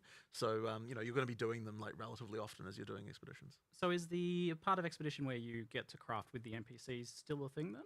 Now that you're adding this? Yeah, I mean you've still got that whole mechanic, and like so it's effectively it's competing for the artifacts. Yeah. Between recombination versus buying things from that other way. So is there some buffs intended for that then to make it more competitive? not with- yet. It definitely needs some love in the future, but not at this time. Yeah. Yeah. It seems like the systems can kind of go hand in hand, where one is giving you items that you can then potentially recombinate. That is also true. You can use the ingredients of one in the other, or the outcome of one as an ingredient in another. Yeah. Cool. We'll talk more about crafting a little bit later on for sure, because there was a lot announced there, which I'm quite excited about. Definitely exceeded my predictions for what you'd be adding in terms of crafting. But firstly, though, just a quick clarification on the league. So there's not going to be a wipe for the new players joining us. Right. If you were playing on a character, you can still keep playing on a character. But a lot of long-term Path of Exile players know the importance of playing on a fresh start, and that's also really important for you guys as well. For right? sure, yeah. I mean, basically, if we don't have like any character that's come from before, you're just not gonna like because the balance is so different and because so many things have changed. There's like no point in even listening to feedback for someone who's playing in the old league. Like it really has to be that you're doing the fresh start, and we're sort of seeing how things go in the new economy. So like we were really sort of it was kind of an interesting decision about whether or not You we have to should pay make for sort this of all the expansion? content No. exclusive. No Or wipe, rather, like, not what amount of content would be exactly. exclusive to the league versus You're not. you're gonna be And able the to issue that we had interact was with the that, new so I mean, like, content on your a old league means characters, but you something will in be Path in of a Exile. separate like You know, trading in order for environment. something to rise to the level of a league, it needs like a certain amount of features. And the original thing we were thinking about doing that way would be the Azmeri Wisps, but there wasn't quite like the kind of like meta mechanics and stuff with that. So like we didn't quite rise to the level of feeling like it deserved to be a challenge league. And at the same time, we've also got a lot of new players playing Path of Exile 2 who never played Path of Exile before.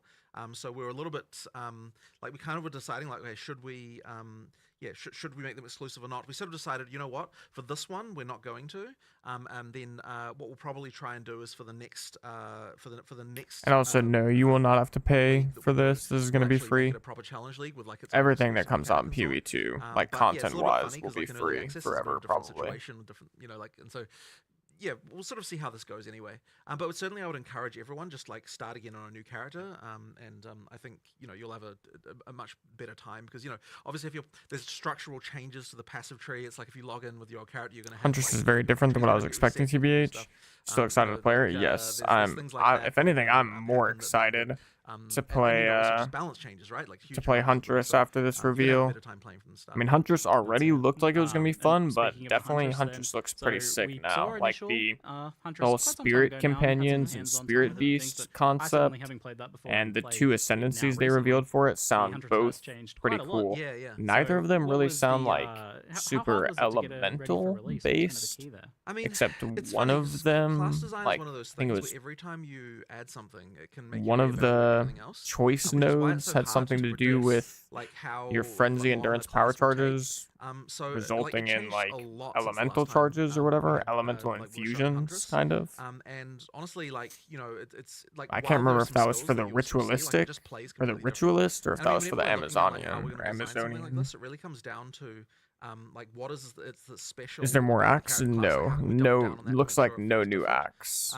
So with the Huntress, you've obviously got spears as a base type. Just came back. The Did they just key confirm no difference reset for this between, season? No, not a really. spear Like and a they're melee weapon type is well, that you can both, no to your use question. them There is at going to be a melee, and reset. you can also use them at ranged Basically, weapons there's as going to be a well. fresh And so league. because of that, you know, we really With a were fresh just economy really and trying everything, to but incentivize they're everything not possible wiping so that you your use old both of those characters, things. and you And, will be you able know, to action RPG players, interact they, with the new you mechanics know, on your generally old speaking, you know, the characters. balance can often be such Sounds like the that, reason they're doing that you is only because really wanna do they one know thing that and they do have a that lot one of thing well. So new trying to players to incentivize the the kind of game, ranged like people that are and just melee new to is, you know, ARPGs in quite a general. thing. And I mean, the way we And do they it think some of effectively is those try to players make probably sure that, need like, there are more combo time chains on their where, original you know, characters. a ranged thing They'd can feel combo with bad for something like that's melee, and a wiping melee those thing can people's combo with something that's progress. ranged, and then also give you good But abilities to generally quickly speaking, switch it seems states. the same as And usual. so that Like kind of means that they you end up with want a very, people to like, play in the new league, agile the character, fresh like you're start. They constantly expect moving, like, most backwards people and will. forwards and kind of moving around. And I would say But that, they're like, just kind of given that it's the pleasing Dex both sides character, of the party with that, this or with it's this good that it feels that way, that it feels this the exact most way agile that they're of all doing the it. melee character classes. So you know, that's been a really good one. But you know, I mean, look, there are, in terms of changes, I mean, look, there are just changes all the time. Like the frenzy charge thing was like relatively late in development. Like there's like quite a lot of things going on that just meant that, you know, the field kept on evolving. And another big one, of course, was parry, which I honestly was very skeptical of working. And Mark, Mark was the one who saved it. Honestly, like I was like, you know what? There was like 3 times I think where I was like, you know what? I don't think it's gonna work. And then you were like, okay, I think you know we're gonna save this. I wish I could Grunkle, And, but it works completely differently like than most games. kinda because in can't. most They're games, obviously, frickin'. parrying. The way that works is that, you know, you have to Let me time see. the their shit is to just like push the block legit button too exactly right quiet. time. But that's just I'm something not that just gonna lie. doesn't work in our combat system because you know, you're often packs of monsters. It's just like you don't really have the ability to read combat in that way in our game. And at the same time, That we need to should make something hopefully where be a it's gonna bit better, maybe. Like, you know, if I mean, a I single monster in a cranked pack it hits you, super high. you need to be able to respond to that with something that's gonna, you know, you need to be able to respond in a way where you don't just then immediately get hit by a bunch of other stuff. Yes. So having it so that the parry, like it always parries, but it's then taking advantage of what the parry does to the monster by following up with something that's going to give you, like, you know, an explosion or something like that to kind of deal with the pack. That's something that sort of allows that counter gameplay to work in our game. So you've kind of got 2 primary parry follow-ups. You've got the frenzy charge one, which dashes back, which means that, you know, you don't have to worry about the monsters hitting you. And then you've also got the one that there's another one which I don't. Yeah, I use OBS Studio now, but yeah, I've got. I mean, I've got my stuff kind of cranked in OBS Studio. With ice, which I freezes can the crank pack. it more. So it's another way to kind of. So in both cases, you've kind of I'll got just have to something that's kind remember of to turn dealing it with the down in fact the that you've got all these future. monsters around you, and that was kind of the biggest challenge I think that we had with that mechanic. Yeah, I'll also make note of there was a support gem I found that you can attach to any attack that allows you to follow up parry to generate a frenzy charge too. So it doesn't even have to be the backflip. Yeah, You in can that case, yeah. I mean, there's other. create your own parry. Yep, and then follow-ups. of course there's always Sniper's Mark, you know, and there's like there's a skill that does give you a guaranteed crit, so that's a potential option as well. Like you've got a few. Bunch of different ways people to are jam. asking about Parry Druid. guarantees a light stun. Yeah. You always get that. Yeah, small when window they to suddenly actually fix the engage sound, into a it's gonna thing get before super they, loud, probably. You're under danger again. And I'll tell you this, like, I am one of those players who never parry, right? In any game ever, because I can never do it. It's always just so frustrating. So I was very skeptical of that, but it feels really good. You've both managed to make it something that's easy to do because you can just hold the button down. Give and parry at any Druid, time. There's no give skill me. involved in that. But at the same time, you've incentivized making it so that you do want to still try and time it as best you can personally.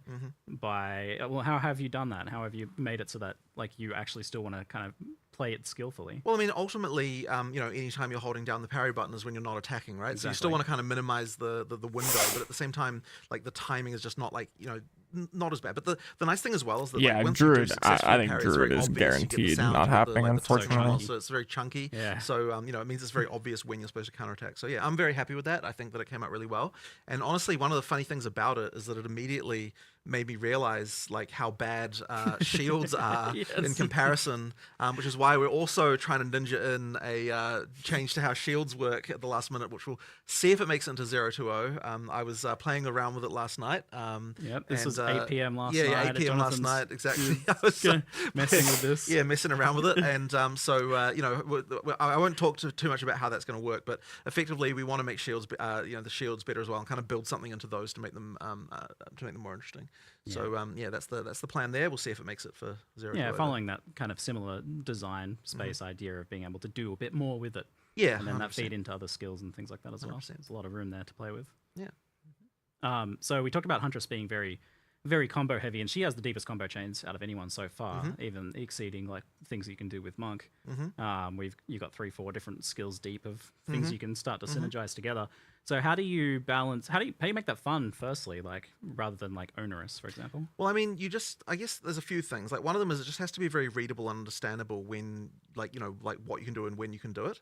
And I think the other thing that's really to our advantage here is reusing skills in multiple ways. Not gonna lie, as much as I love GGG, them making stuff readable and understandable is not exactly their strong suit. Ground effects and All sort love of means that the you're using GGG, World Slash multiple times as part of the same combo chain.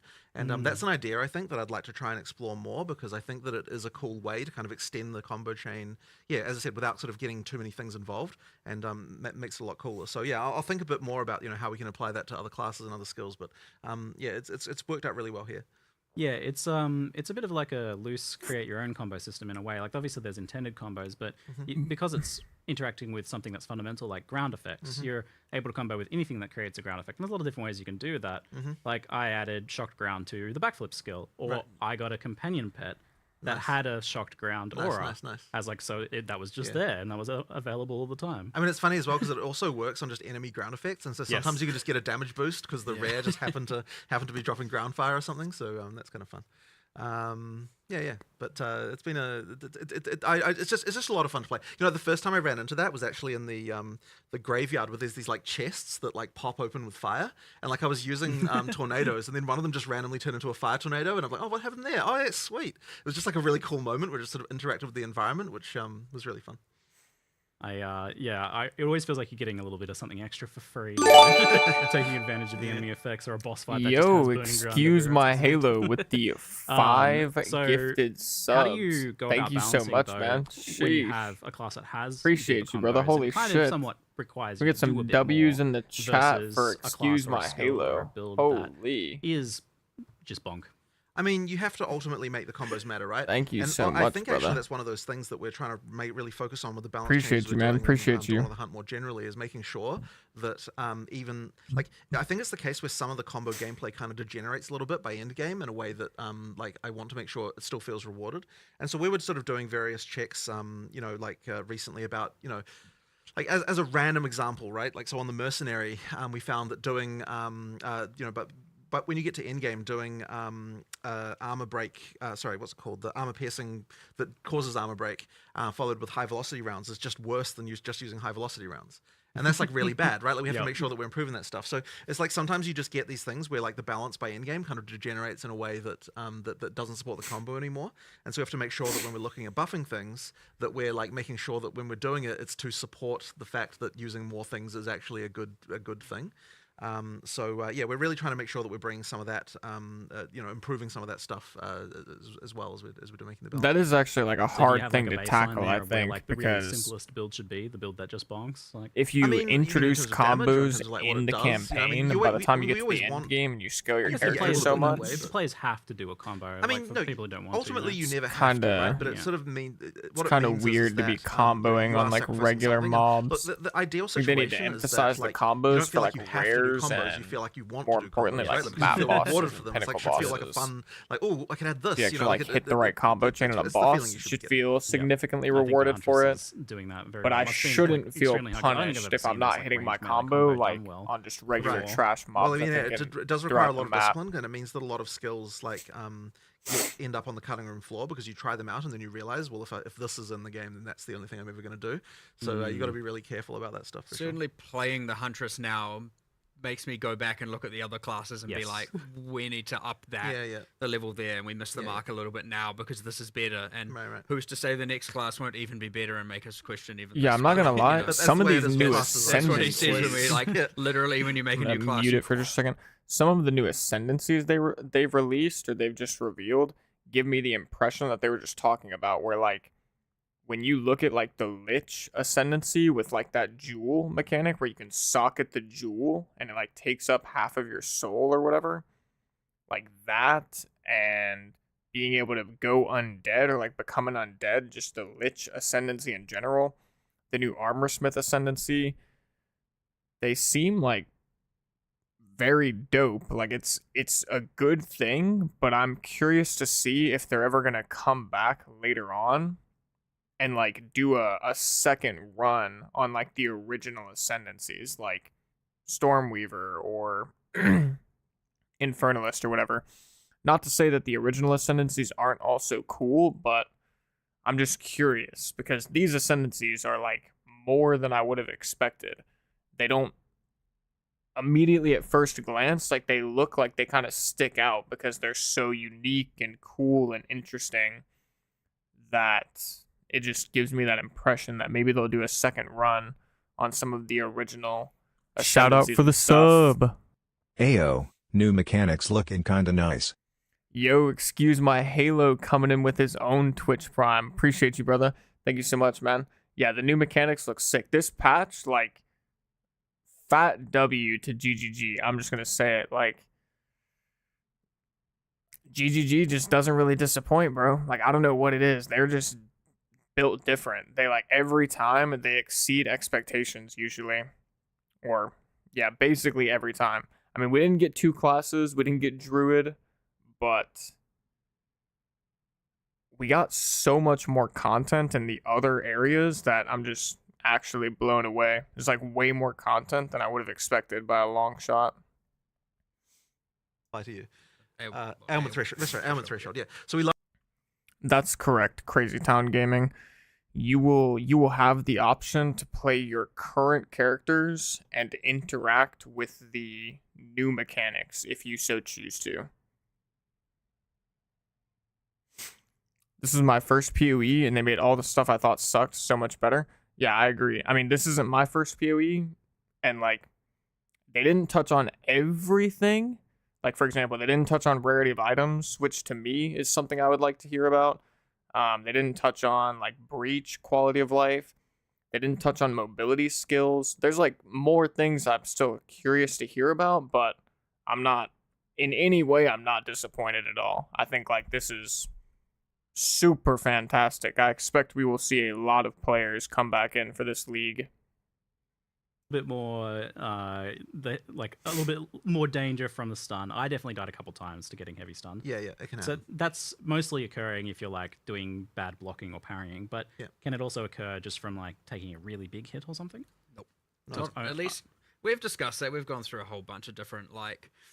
Should certain boss abilities heavy stun you, and if you speak into enough stun threshold, it like demotes it to a light stun, and if that, you know, there's all kinds of multi-hour discussions we've had, and we haven't really come to anything conclusive there. But it's only from mount, raise shield, and parry, and of which, you know, at least for all of them, you can see your stagger bar filling up.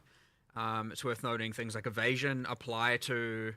So when you're parrying, we turn off your evasion from taking damage because the block does, right? And otherwise you'd be like, I'm going to parry it. Oh, I evaded it. It didn't parry. Yeah. But you can evade the stagger build-up, so you don't take the damage anyway, just before anyone misunderstands that. The evasion still works. Yeah. So high evasion will mean you can parry for longer. There's a bunch of parry stuff on the tree, including damage affecting the debuff, the duration of the debuff, so you get to benefit for it longer. Reducing stagger is all over the place for both mount and so in the. Have they said anything about console? No, I don't think so. You can mitigate. I mean, my expectation is probably. I haven't tried to log in on PC yet. I can try really quick, see if it's working on PC. But they have, as far as I'm aware, they haven't said anything about an issue with console. But everyone's reporting it, so I imagine somebody at GGG knows that there's an issue with console right now. Like they're probably already working on it. When it's contentious, people would bring it up and would change it, right? So like, if it's on the line, it's meant to be blockable. Like, if it isn't clear, and there was no way with hundreds of monsters and many dozens of bosses that we weren't. Yeah, so it looks like it's definitely good on the PC end. You mentioned this a little bit earlier, but action RPGs kind of naturally pull you towards one damage type, one skill, one specific thing, and optimizing as much as possible, because otherwise you're just making a bad build a lot of the time. But I notice Huntress has a bit of everything. She's got bleed, she's got all the elements, she's got physical. The only thing she doesn't have is like chaos. Triple element Huntress coming in. How do you like promote this like all of this different stuff together? Are you supposed to only kind of be relegated to using 2 or 3 skills, or are these supposed to come together? And how do you manage that? Well, there's a few things. So one of them is that we provide a lot of combos with the expectation that you'll probably be focusing around like a few specific things rather than necessarily using the whole tree. So like there's that. The other thing as well is just making sure that in the passive tree there's sort of options that go across both. So the Huntress's passive tree has quite a lot of things like extra melee damage if you've done a ranged attack recently, and then it's got things like bonuses against blinded enemies because while you're in a whirling slash there's so it's sort of stuff like that where we're trying to carefully think like, well, how can we come up with something that's interesting and buffs everything that you might want to be doing, that kind of synergizes with the stuff that the Huntress can do. But it is honestly hard because like many categories Any of nerf things / only buffs announced? matter for Not that I'm one aware of thing yet. per I don't think combo. they've So it's discussed just like trying to come up with buffs or categories that can nerfs. somehow span all of them in different ways. And ideally, we can achieve that. But yeah, it is pretty hard. Generally, yeah, you're going to become more niche or more selective because, again, even mixing elemental and bleed is just probably often going to result You in something probably wouldn't do suboptimal. both elemental and bleed. You'd probably Yeah. choose one or the other. Yeah. But that's why we kind of try to make sure that, like, so you've got sort of linkages between them, though, right? Because it's like, for example, the thunderous leap detonates the spears that you do from the bleed thing. So it's like kind of like the idea there is to like it changes how that skill then has a use in the combo with the other one. So even if that skill itself isn't doing a lot of damage, it's triggering something that's taking advantage of all the damage bonuses you got for the for your bleed stuff. So that's kind of like the idea, is just to link all that stuff in a bit so that in a kind of more synergistic way. Yeah, that's if you didn't see that from the earlier trailer, or it's you spear them with a bunch of spears and then jump on them and explodes them for bleed. Amazing. So, but yeah, that's using an elemental skill like in another way. Keep in mind for anyone that's and even more, you've got weapon swaps confused, as well. Yeah, of like course, for of the course, of console course. I mean, players. there's I don't always know if systems you we guys are already added thinking about this, all but that just kind to of be stuff. So, clear, I mean, like, you can't play the new league right now. Like PC, even though PC can log on, like we can't play the new league. It still doesn't come out till April 4th. I don't know if anyone's confused on that, but just in case there was any confusion, you're not missing out, you're not behind, you're not like losing time or whatever. Still gotta wait till April 4th. So like this issue, while it does suck, it's not as bad as if like the new league just started. generalized. So, for example, the like infusion mechanic in the Amazon, it just says projectiles, it doesn't say spears, and the reason it does that is so that you could make an Amazon who is a bow user. And Okay, so it's fine. the Amazon. So, That's like, probably it's going to be the effectively, elemental. like, Open-ended. It's open The ended. elemental Honestly, ascendancy like, for I know Huntress. that Mark does like. Curious to It see what makes the constraints third a lot ascendancy harder will be how for to design an Huntress. ascendancy class when you have to think about it that way for sure. Oh, it'd be much easier to just put a bunch of cool spear stuff in there, but Right. now only really. I mean, it was similar to the original POE 1 Saboteur. It called out traps and mines, and so if you're a trap and mine character, what are you doing? Well, you could do something else, but no one else is playing that thing. Right. It isn't. It is easier to design. It is certainly less flexible and open as to what people can play in the different combinations and all that. So yeah. How much do you have to consider the different weapons and the skills and how they interact together when you're originally designing them, or is there just literally so many possible combinations you're just like, the players will take care of that for us? I mean, I think it is relatively impossible to come up with everything, but certainly we have to consider, like, is this going to be broken with anything else in particular? And there just has to be certain rules for things about, like, how easy is it to apply this debuff, how easy it is to consume this debuff. And even then, it's like, we often make mistakes and have issues. I mean... When he says relatively impossible, it is actually impossible. Actually, yes. But... I mean, That's just relative. but even That's even fair. just looking at the balance pass we're doing at the moment, right? Impassery There's hundreds and or like impassery. hundreds That's of fair. things like that, that we still. I mean, there's things that we could never honestly understand all of the different broken things that could possibly exist, and so it's like it really does depend a lot on like on seeing reports on what people are doing on some level, right? But then I think that what will happen over time is obviously, like, the game's still relatively new. We're still making relatively big changes. Over time, the balance, I think, will get to the point where we no longer have these like crazy outliers to the same extent. And it should mean that we get to some sort of relative class parity. By parity, what I mean is like, people playing all the different classes rather than focusing only on a few as we get towards full release. Because, right now it's obviously very skewed.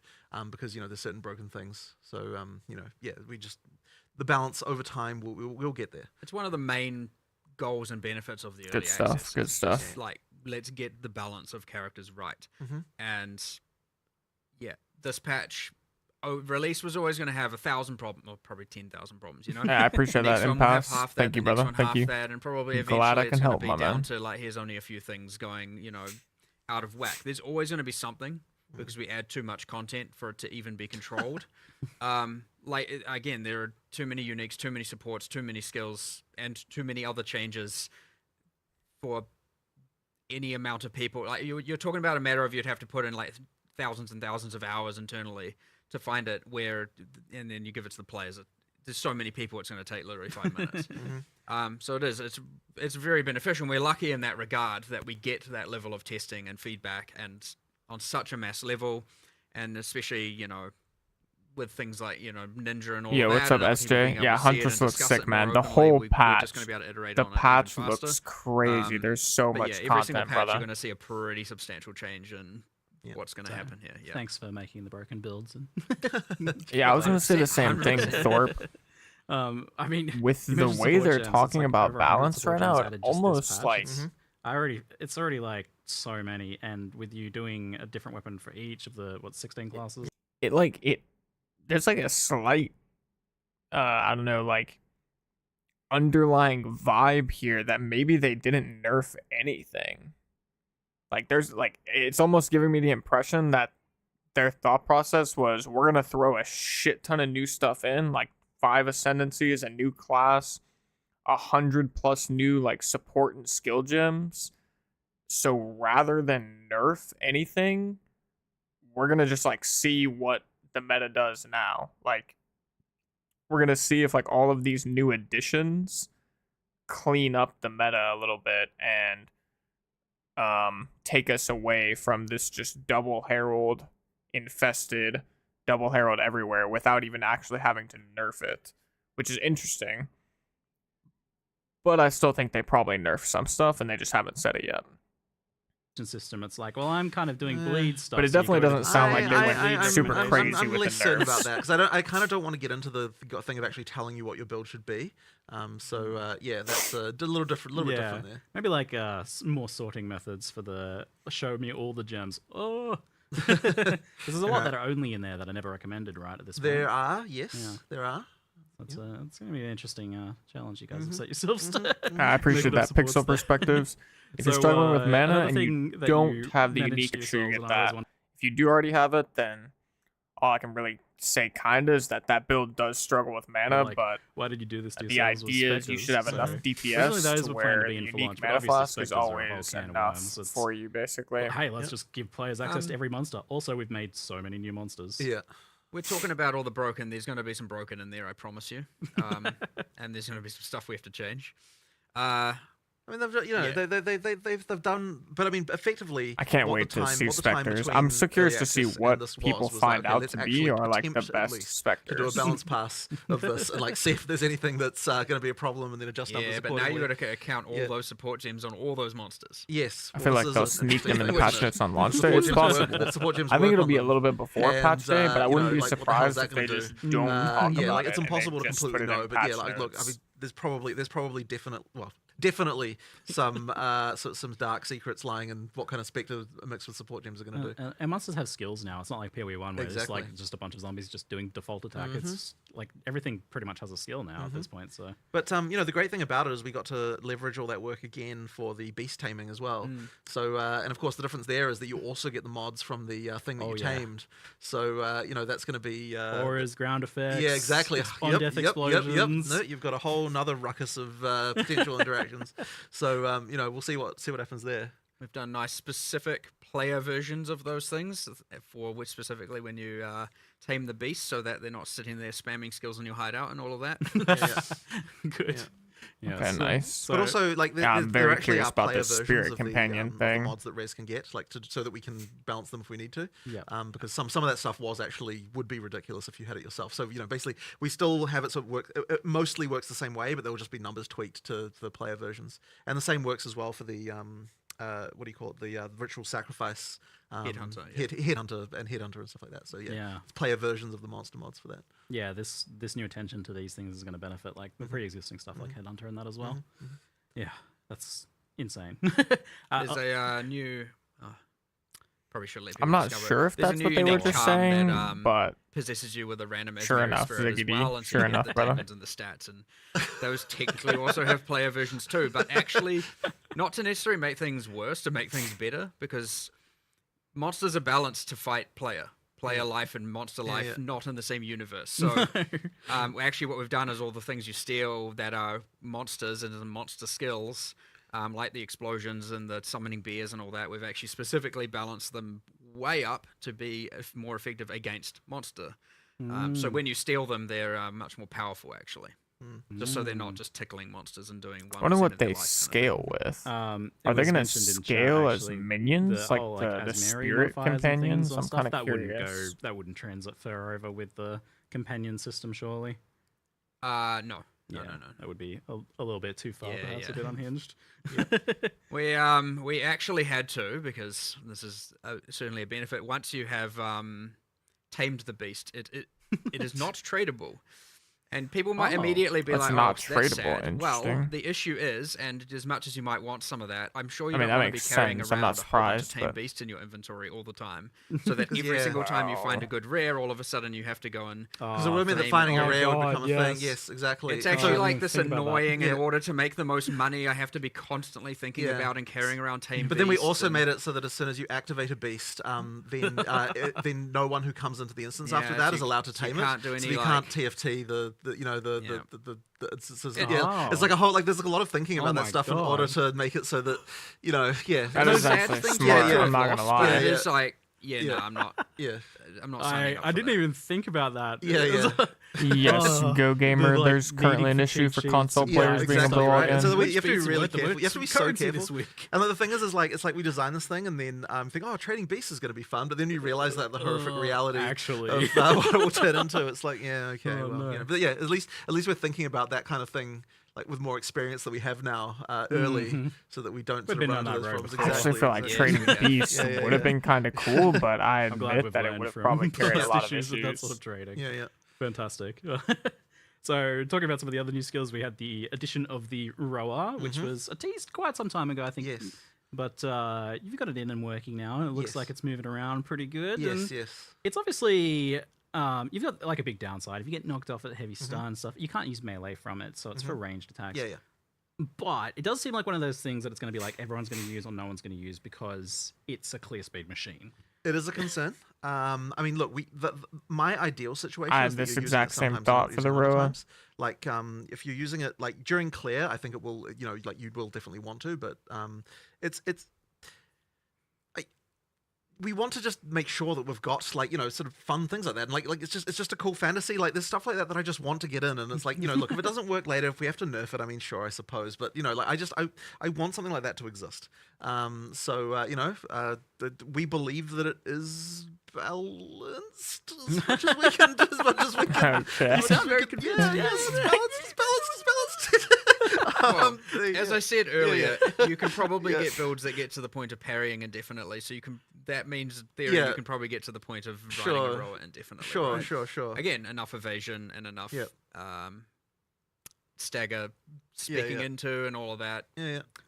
Fundamental question. That's actually. code what- for it's what's gonna be its move busted, speed true. based on? Its own move I mean, speed? hey, I The don't move speed hate is their just your move speed. their Like, approach to it but though, it's because what like you're- to me, what you don't balance get is is the not penalty for when you Of attack. course. like in an ARPG, balance is not the end all be all. Like this is not a competitive game. It's not, no one's competing for ranked elo. There's no like money on the line realistically. It's not a tournament or anything.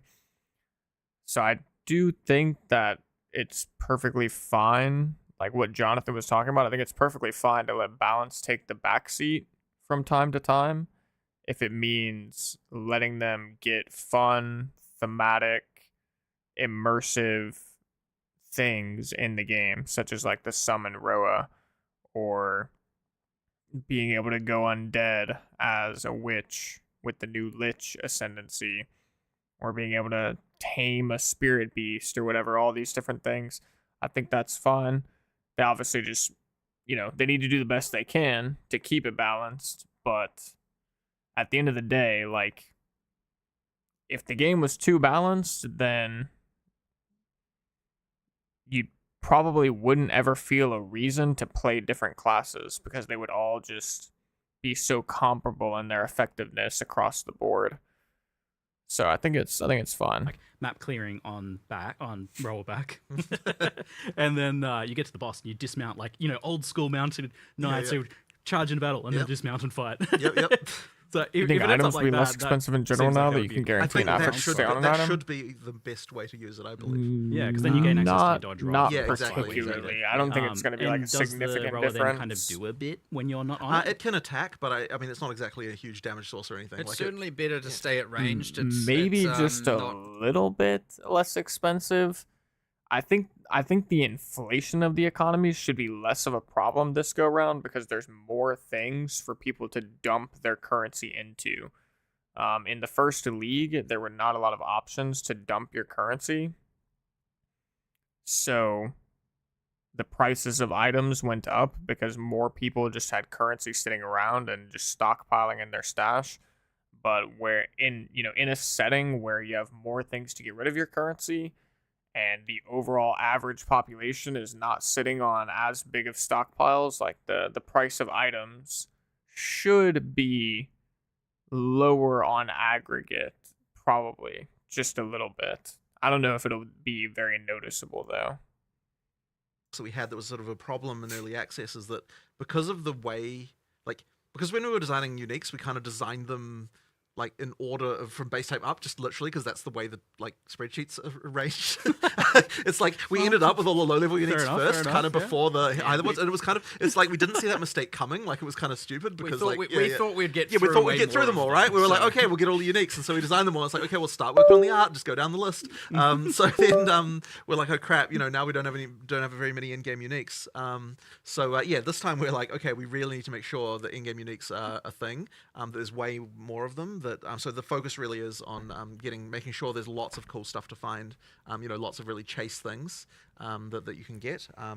It's not. I hope so. It's almost highway robbery, trying to trade for some items. Yeah, I agree. It does help. I think. But I think the nature of the amount of mechanics and content we had in season 1 lended itself to causing the hyperinflation that we experienced over the course of the league. I think things were very solid for the first month or two, and then for the third and fourth month, the economy started to just severely break down. So, and I don't think that what they introduced is going to completely solve the issue, but I think it should be more stable. Should definitely be more stable.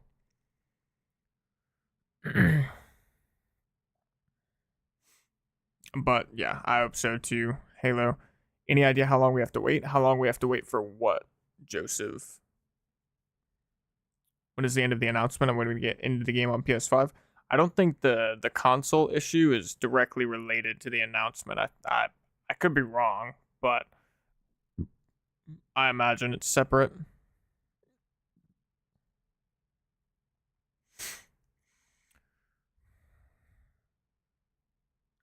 Do you think people will play the new league or stay in standard on this new league? Because the new content will be in the standard 2. I can't see why I'd go for a new league now.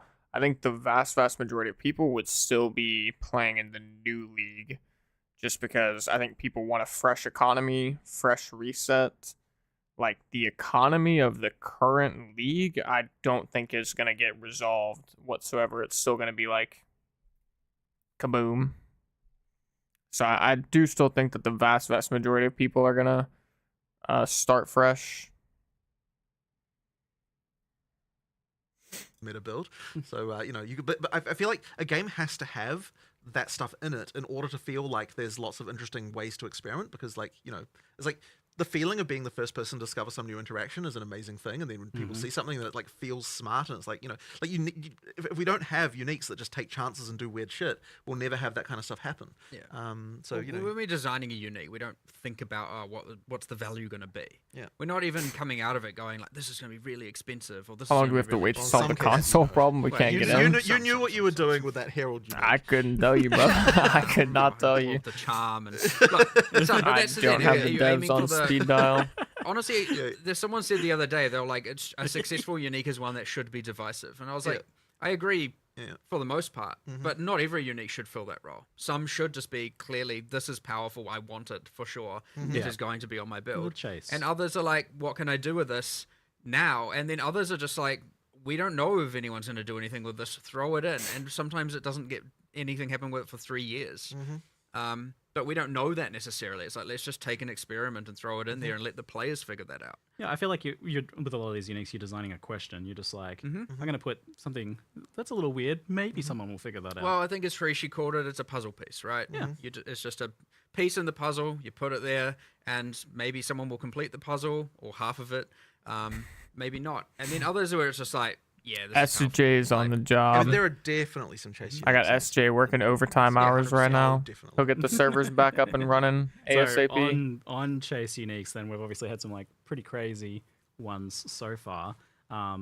Where do they want to be in terms of like how hard they are to get for players? Because at that point, you do need to consider like how expensive they end up being. It's really tricky. So whenever we're looking, so if there's a unique that's broken, I guess there's two responses, right? One of them is make it rare enough that you only get the brokenness after the point when you're at the point where you're supposed to get that, right? Yeah. Which is to say, like, you know, post pinnacle boss type, like a late level of character development, right? And then the other response would be nerf the actual unique, and it honestly is a case by case. Like, you know, so I think that like Temporalis, for example, actually got nerfed in both ways. The actual unique was nerfed a little bit, I believe, although I don't believe it's maybe as much as what players might expect. But then also you've got whatever. But also we have made that one rarer. It's still pretty crazy. Oh, it's still crazy for sure. But the thing is like you want to chase stuff, right? So therefore you don't want to just go nerfing everything into the ground. Just talked about Temporalis. Interesting. How did they make it more rare? Rarer, I think, was the right answer there, because it was way too common. Just due to the... We had also the issues with like. I mean, the like, dupe. I mean, there were three real issues. One is darkness at one point bypassed honor loss. So all of a sudden a no-hit run. It wasn't a no-hit run. Yeah. You had guard bypass honor loss. So once again, a no-hit run is not a no-hit run. And then there was just like, well, how can anything hit you if you can kill literally everything on your screen in one frame, right? So those three problems. And so as the balance issue of not everything surviving for more than one frame due to a subset of builds, and those other two things go away, it becomes a lot rarer in itself. That it is much harder to require like very specific and ideally high skill gameplay. I think they're. Just like, it sounds like they're it just also saying was it's just too more common, rare the relic, because they're. that yielded it. I mean, the Oh, expectation wow, wait, was he that, actually because said this is a hard the challenge, relic most of is the too time common people try, too. they will fail. Interesting. The reality is once you get the ability to do it, you just trade for that thing and get it every time. Yeah. So that's kind of meant that the rarity kind of didn't work like we thought, and now that's that should be Interesting. better in both ways. Again, for the POE 1 players comparison, like So they made it was more far rare more because common it's than going to be originally said. harder. You're not going to be able Which to was the same role in POE 1's version of the or sector. abuse certain Give us bugs some that sort turn a of no-hit run comparison. It's into easy to actually a reliably run do where it. you're allowed And to it get shouldn't have hits. been that much more common. But then they're also Yeah, nerfing the gotcha. drop rate of the relic. So it sounds crafting like, really which is surprised me. interesting. You guys announced. I thought we'd maybe get like one little thing. Maybe you'd do something with essences or something. But we've got essences coming out a lot more. It looks like you've got I'm late. How much did I miss? So greater The essences full greater essences are reveal much more did common, already much easier to get. happen. One thing we but- didn't mention in the video is that I like, mean, I'll just say you are missed a way more lot. common Like this is because a I believe you huge made the patch, changes in so there's a every lot of 2.5 content. I'm not times gonna more lie. common, I think. Yeah, than every Sweet. thing. So like you've got stuff like that. Like we certainly knew that we needed to do more with what crafting stuff, and so we're kind of like, well, let's just make sure we're at least adding 3 or 4 things, like new things to. And, Every ritual will now have at least one omen in the window. Amazing. So you can know Wait, if I'm that's finishing a ritual, like, what's interesting. the omen I'm going to get. And Yeah. hope it's a good Every one, and ritual love it. will have an Maybe most omen. of it, That's it's not. that's something they But didn't yeah, the greater say in essences, the reveal, obviously, but yeah, that's the actually a Varlock thing good makes it change. much more common. There's more sources of them with the map and everything like that. So that'll be happening more. There's and then, of like- course, there's the improvements to things like the runes. There's a lot of small changes, I think, in this. Because, I mean, there's a lot of big changes, but there's also a lot of small changes that I don't think are going to be, like, at face value at first glance. It's hard to see how impactful I think they're actually going to be. But, I mean, just as an example, the fact that you can now corrupt essences, so you're going to be getting more greater essences, combined with the fact that there's going to be an omen in every single ritual. Like, those two changes are quite small on their own, but when you add up, like, a lot of those together, I think it's going to make, like, a very significant impact on, like, the whole economy and crafting in general. As much. So we still want to make sure with every change we're making that, you know, they still use the ground stuff, that you're still excited for things on the ground, like, and so that's like a really careful balancing act, because they do directly contravene each other. Like the better stuff you can craft, the less important the ground stuff is. So you kind of, it's a really sort of subtle balancing act. But yeah, I think that the stuff we've added here will definitely push things in a way where you feel like there's more smart things that you can do to kind of improve your stuff. Yeah, well, I think done right, and what you're doing is making sure that the ground items do matter with each of these crafting systems. So exactly. You had that fundamental change where you can't just turn an item back into a white item. Exactly, and that's very important. One of the biggest ones, I think, and that kind of then unlocks the ability to do more. And so the great thing about the socketables as a crafting system is that they don't compromise the ground at all, because they don't, you know, they're on top of the stuff that you can get on the ground. So that's very good. But when it comes to the kind of the base mods, we do want to retain, like, you know, that an item has. We do want to retain, for the most part, the kind of thing of like that part of the item generation is random. It's just that, and it's just that on top of that, you get the more deterministic things that you can add in. I can see your perspective, Pixel. I think there's going to be a higher turnout of players that don't go to the new league with this than usual, just because they are allowing the new mechanics to be in the standard league. I don't think it's going to be a huge difference. I still think the majority of people are going to start fresh, but I'm open to being proven wrong. Hopefully it doesn't turn into something bad. Hopefully they don't like split the player base too much to where the economy just like doesn't function as intended. I don't think that's going to happen, but saying that could be like a potential doomsday event, although I find it very unlikely. In the POE 1 style crafting bench. And I guess it must have also been like with that initial kind of output of them was just not as many options as 100% as well. So that is the issue, and that's because they were relatively late in development. So now we're just sort of expanding that, and we'll continue to add more socketables probably with every release, right? Like we'll add more categories of them, or do different things. It's like expanding the kind of type of mods, because there is a thing where it's the more like, in the base mod pool for items, there can only be things that are really fundamental, and so anything that's kind of out there, we don't want to put in the base mod pool, because then you end up with this sort of situation where you get items and they've got random shit you don't care about. Like the crafting is where you want to have all of the kind of stuff that's like very build specific. Yeah. And so adding more mods to that pool so that you can do that is the right idea.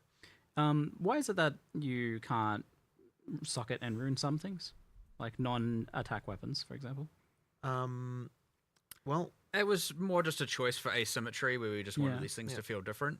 There was also just like a little bit of a like, in the future, we'll add some system where we can do something else there. And so just not having everything be completely identical. The like currency how, you the have will quality on not those be weapons works available in the differently, new where it affects league. the skill as opposed to just, Yes, you know, base damage. I do think it is something that we should be probably looking into sooner rather than later, though. Yeah, because the asymmetry things, it's good to have like not everything be super homogenous, but because we're talking about the importance of it being that extra layer of control over your items, which you just don't have if you're doing spellcaster. Oh, maybe we'll add an Arcanist's bench and theme it that way for those okay. ones. All right, you forced my hand. I have to bring this up now. Can we get some sort of like cohesive, all-in-one bench for disenchanting, salvaging, selling for gold, Arcanist benching at endgame? I get in the campaign having these things be separate, but like at endgame, it's so much clicky. You're not happy work. enough with them just being next to each other, putting them next to each other, and you know. No. All right. Well, that's all right. I'll think about that one. Okay, good. I would like to see that. Yeah. Okay. On my part. All right. There's ways. Max, there's ways. I like the sounds of that. Ask least about for the target endgame, dummy, like, bro. Yeah, that's I what ask about the damn target dummy. To not feel like it makes sense. Absolutely. So, But having it that you can just endgame, like you've got your hideout where they're all It would like, have to be a hideout related thing. Yeah. that makes sense. I mean, people are putting their NPCs within each other's personal space anyway, so Yeah. the law goes out the window at that point. For sure. So we've also got Fractured, crafted via an orb from the cleansed monsters. How rare are those? how do you quantify rarity like that? They drop from the monsters. I can't remember the exact number, but like I think I was kind of saying like 1 per biome, which is the kind of total blob of cleansed monsters. But then that obviously does get affected by things like pack size and all that on top of that. Yeah. So is that like 5 maps or something? Well, it depends on how many of them you kill as corrupted. Yeah, Because the ones you didn't yeah. cleanse while you were getting to the Nexus, those are the ones that then become cleansed. So you kind of have to choose, like when you go into a biome, am I going to beeline straight for the Nexus and then cleanse everything, or am I going to just fight them all as corrupted to get the rewards from that? So you're kind of choosing one reward or the other based on what you decide to run.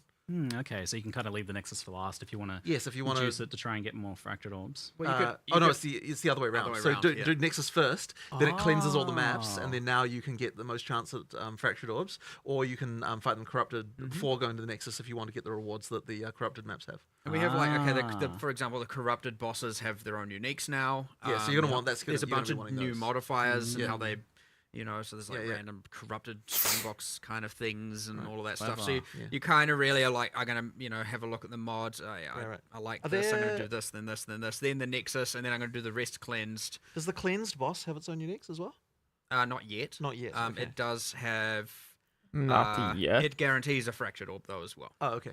Oh, So you can get the boss. So and you'll display if you hover over the map and it says like contains, I can't remember his name.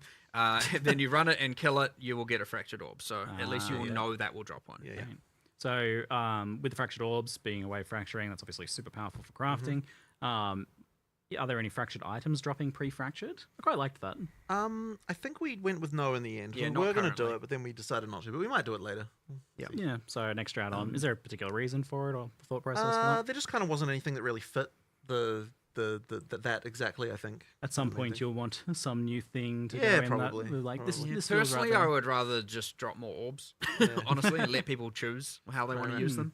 I like it from the perspective of dropped items matter. Like when you're yeah, seeing but a rare, they kind and of then already you're like, do. "Ooh." They kind of do here anyway because they do, because because you need that Yeah. as the thing of the fracture. makes So it's sense. kind of not necessary. I think.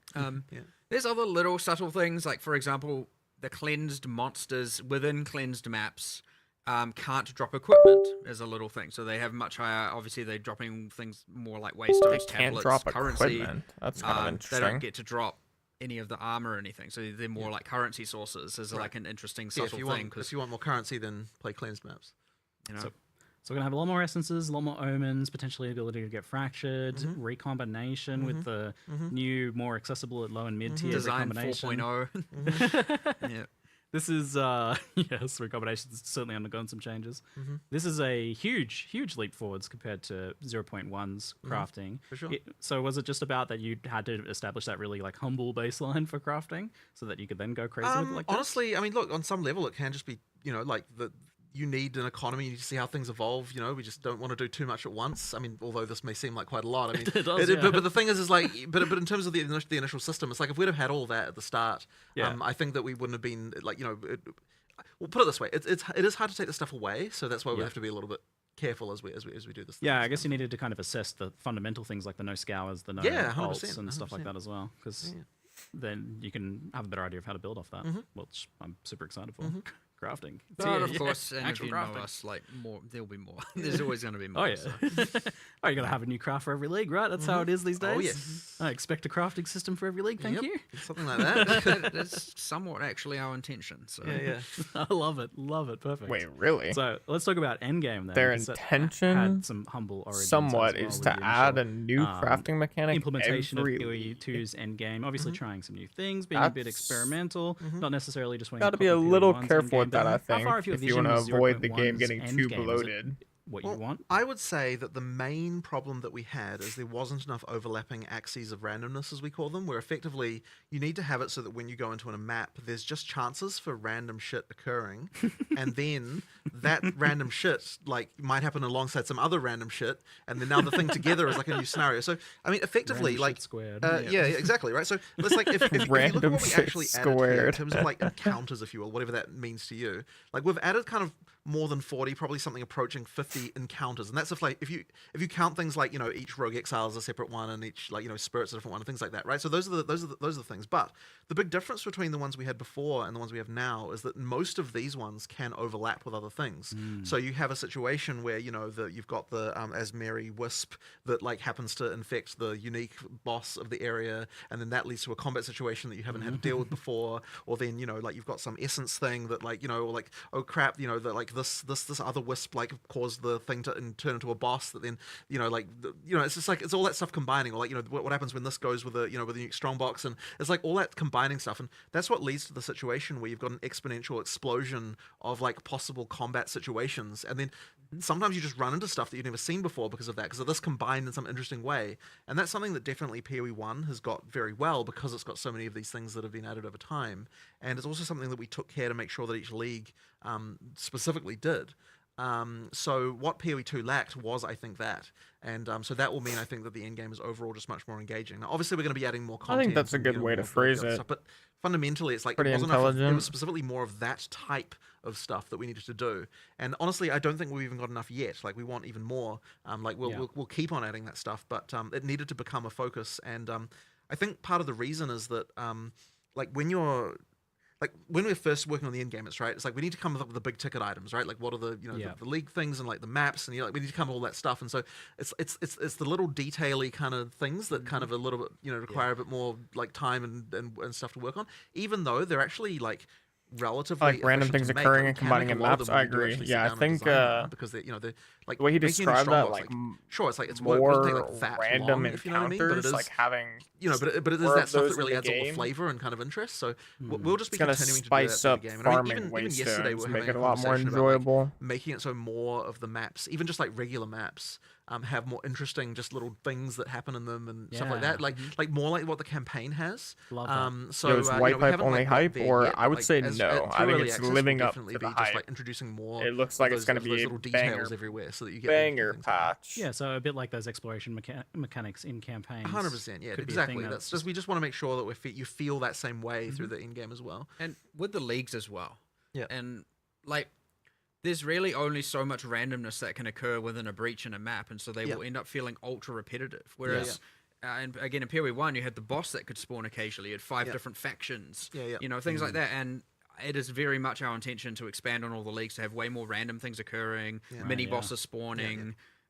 Whatever else, I have a whole set. I don't want to spoil them all yet, because that's a whole later thing. But definitely want to expand on all that. Even Expedition only has the one boss. It had 4 in the predecessor. We need to get back to having all of that depth and all of combat and all of those mechanics, and it'll help hugely, while also making sure we're adding new ones, of course. But what we definitely have learned is that our minimum standard for new ones is going to it should include all of these things from the get-go. Right. Otherwise, we're just signing ourselves up for, like, here's 1,000 things we need to improve. It'd be nice to actually get some of them finished. So that's going to be a goal going forward for sure. But I think it's like it is where our type of design shines, because like adding content is no longer a process of like, we work on a thing and then the players get to play, like it gets into a situation where like adding content has more value than just the content itself, because it adds to everything else too. And so that kind of makes it feel like the world gets like larger in much larger proportion than what you have. And so like, it's an n squared thing where like, the square of all the stuff we add. So that, like, basically it'll feel like it's ramping up in terms of interest as we add more content, rather than just feeling like you're just continuing like rather than every league thing, like you just add the same amount. It'll feel like it gets even bigger each time. Yeah, like when you add Azmeri Wisps, that's not just about adding that. It interacts with all the other things that already exist that it can go ahead and affect. So that's tackling one of the, ultimately, I think the biggest things is just that, like, the core basic mapping of running an empty map was boring, and that's never what you want to be, obviously. Yeah, we need to get it. So, like, some of the issues there, I guess, as well, that were exacerbated by that problem was the fact that the maps were so big and that there were so many of them. Obviously, that's getting a lot better with the maps themselves becoming much more interesting. But it seems like this corruption and cleansing mechanic is breaking up and giving you something to progress through as you move towards the next tower or next boss or next other mechanic. I mean, I guess there's always something on actually your screen so that you're pushing hyped. towards it. Right. Oh, bro, Well, I'm we so want hyped. to try and honestly, I don't My even think we're even goodness. quite there yet. Like, we I want really it to want be to make April it so 4th, that you like feel tomorrow, like there's lots of so bad. quests, as it were, in endgame. Like, not necessarily directly in the form of like, here is a quest objective, but like that you sort of have this feeling of like, there's like different stuff that you're like that. There's You a feel thing. like, there's a thing, like exactly right. You need to ideally, like, every time you do one of those, it's like there's another one just on the horizon that you're thinking about. So I've been taking a little bit of break from PoE2 as well, like keep adding stuff, focusing right? more Like, time just on more working things, on the 'cause videos obviously, that are coming out. You need to have enough just And I'm core just, there to be able to I get feel like to I'm the gonna be point of it doesn't feel like it's rejuvenated, repeating feel the same thing over and fresh. over again as It's well. gonna be so It much seemed fun. like this like explorable world map thing that you did for Endgame. And it just seems like the end game is going to be so much was really better. wanting us to explore, but that wasn't really much of that. So you kind Yeah, of well, I mean, ideally we can. As I said, it's just about content, really. At that point, you know, you Yeah. just need to add more and more, and we'll keep. I'm also keep on adding curious. More. And I wonder if they're gonna yeah, and 0 to give 0, I any think sort there's of a long way to improve in that for sure. timeline so with the or corruption like mechanic now, you're going roadmap. to see some I corruption. wonder on the if map, they and have you're any gonna go there idea because of it's a how system that you long can interact they with. anticipate this Skill league to points. be. Yes. Yes. If they So you're expect unlocking it's going to be skill another points from that, 4-month which means league, you're if it's unlocking going to more be of the shorter, atlas tree longer. earlier on. Your first Nexus, Also, I you're wonder thrown at a tier 1 map, Just and it will Great. drop to like bluntly, I'm curious in their headspace, where are they at on their timeline for full release? Like, do they think they're 1/3 of the way through? Because we're 4 months in, and 4 months, 1/3 of a year. Do they feel like they're less than that, more than that? I'm kind of curious to see. I feel like that's probably too much to ask. I don't know if they could answer that question, but I would be curious. I'm sure they've given it some thought. we'll just go Nexus to Nexus to Nexus, and get Also, as many I'll as be you right can. back, If you're fellas. like, I gotta can't use see the any Nexus, restroom. maybe I'm go gonna leave to the a stream tower up. to I'll be reveal right back. more, and then what you're doing way less frequently, mind you. Thank goodness. Yes. But yeah, it's a lot more objective driven as opposed to just again random grind and random exploration. There's at least, and you should be seeing a pretty decent chunk of unique maps. I was going to ask, yeah. I call them It's unique funny, maps. it's funny because I was pointing out to Mark the other day that the distinction between a unique map and a normal, like there is no distinction anymore. We shouldn't even look at it that way. Like it should be that every map is like unique in some sense. There's not a unique You know, map there's not a system. we unique have map. an Yeah, icon. exactly. We do have an icon for it because they are kind of in a different echelon. Yeah. But yes, technically, unique map is a name that's a holdover from POE 1. Yeah, because and you can yeah. use mods with them with waystones anyway. these- So it doesn't. There's no actual True. reason for a unique to be any different than a normal map. You can craft It's it just, and it's, enhance it it and really juice just it. it really just comes down to how rare they are relative Yeah. to other things, right? So And how rare are they? How like I mean, maybe again, in so hard to terms explain. of player screen? yeah. I mean, look, as I said, I think How many that screens? How many? I had the numbers. I just don't remember them. Well, I mean, as I said, they should be common enough that you feel like there's always some kind of objective you're excited about on the screen, right? Honestly, more common than I was initially comfortable with, and then after trying it, I was like, okay, actually, this is like, Yeah. this is reasonable. So Yeah, I feel like you initially probably want them to be common enough that you're like almost getting tired of those map layouts, so then you're incentivized to add more. The good thing is, by the way, by adding more here, we didn't just keep them the same commonality as the two that existed. Yep. Like they are just more common. It's not like the reason. Part of the reason it wasn't as common before is because there was only two, and Yep. that would have just been repetitive and boring. One of the other restrictions is that the Vault of Kamasa was restricted to the Val City biome, so to speak, and that was one of the Citadel biomes. That's like one of the rarest and latest, you know? Yes. So it's like we've not only made that more common within that biome, but a lot of the new ones, in fact, all of the new ones aren't restricted to those city biomes, and thus they are appearing more frequently. And some of them are like, you want deserts because they give you the essence map, or you want the mountain because they can give you this and that, you know? So like, ideally there's a little bit of just like, you see the edge of a desert and you're like, oh my God, please. Yes. Okay. So that's what I was going to say. This like idea of exploration is like I felt there needed to be something biomes where like you're actually pushing into a biome because there's that one node that like affected your drops slightly, but obviously that's not much. The one that was the Shattered Lakes, for example, as you can probably imagine, only spawns in the water biome. And so there's a little bit of like, you know, and so does Untainted Paradise, and so does one other. So there are actually three special maps that can spawn only in the water. Good. So go to the water. Are we back? And, Special maps, otherwise, they're how only in easy the is it to Wawa. find? You said there was an icon. Obviously, you kind of have an idea of what biomes. Is it like also something that's pretty visually Oh, there's art there, yeah. spottable on the map? There's- Yeah, so the That one we looks looked at with the interesting. one we looked at with the megaliths, which had all the storm and lightning. Well, on the map, it has a bunch of storm and lightning. Cool. So yes. That's awesome. Cute. That's great. So we mentioned the Atlas passive tree, and you're seemingly, I think, you're getting better progression of that. But definitely an issue I had with it personally was that it felt very top heavy, both for the core one and also for especially for the league mechanics, where like the league mechanics you don't get points until you kill the bosses, which to me feels like the end of it for most players. That kind of was the original pitch of that, and I wouldn't say that's really changing here, but there is more we want to do with that, and I think that it could be made better, but 0-2-0 isn't getting a change there to that side. But in terms of the actual core Atlas, it definitely is. You know, like you're getting that earlier. There's more. It's a bigger tree. There's more interesting stuff. There's subtle changes to getting them in the sense that, like, for example, the difficulty 0 pinnacle bosses are way lower life. Well, that's actually now. good. That's actually a very good point. So yes, Really? difficulty 0 is now like half the life that it had before.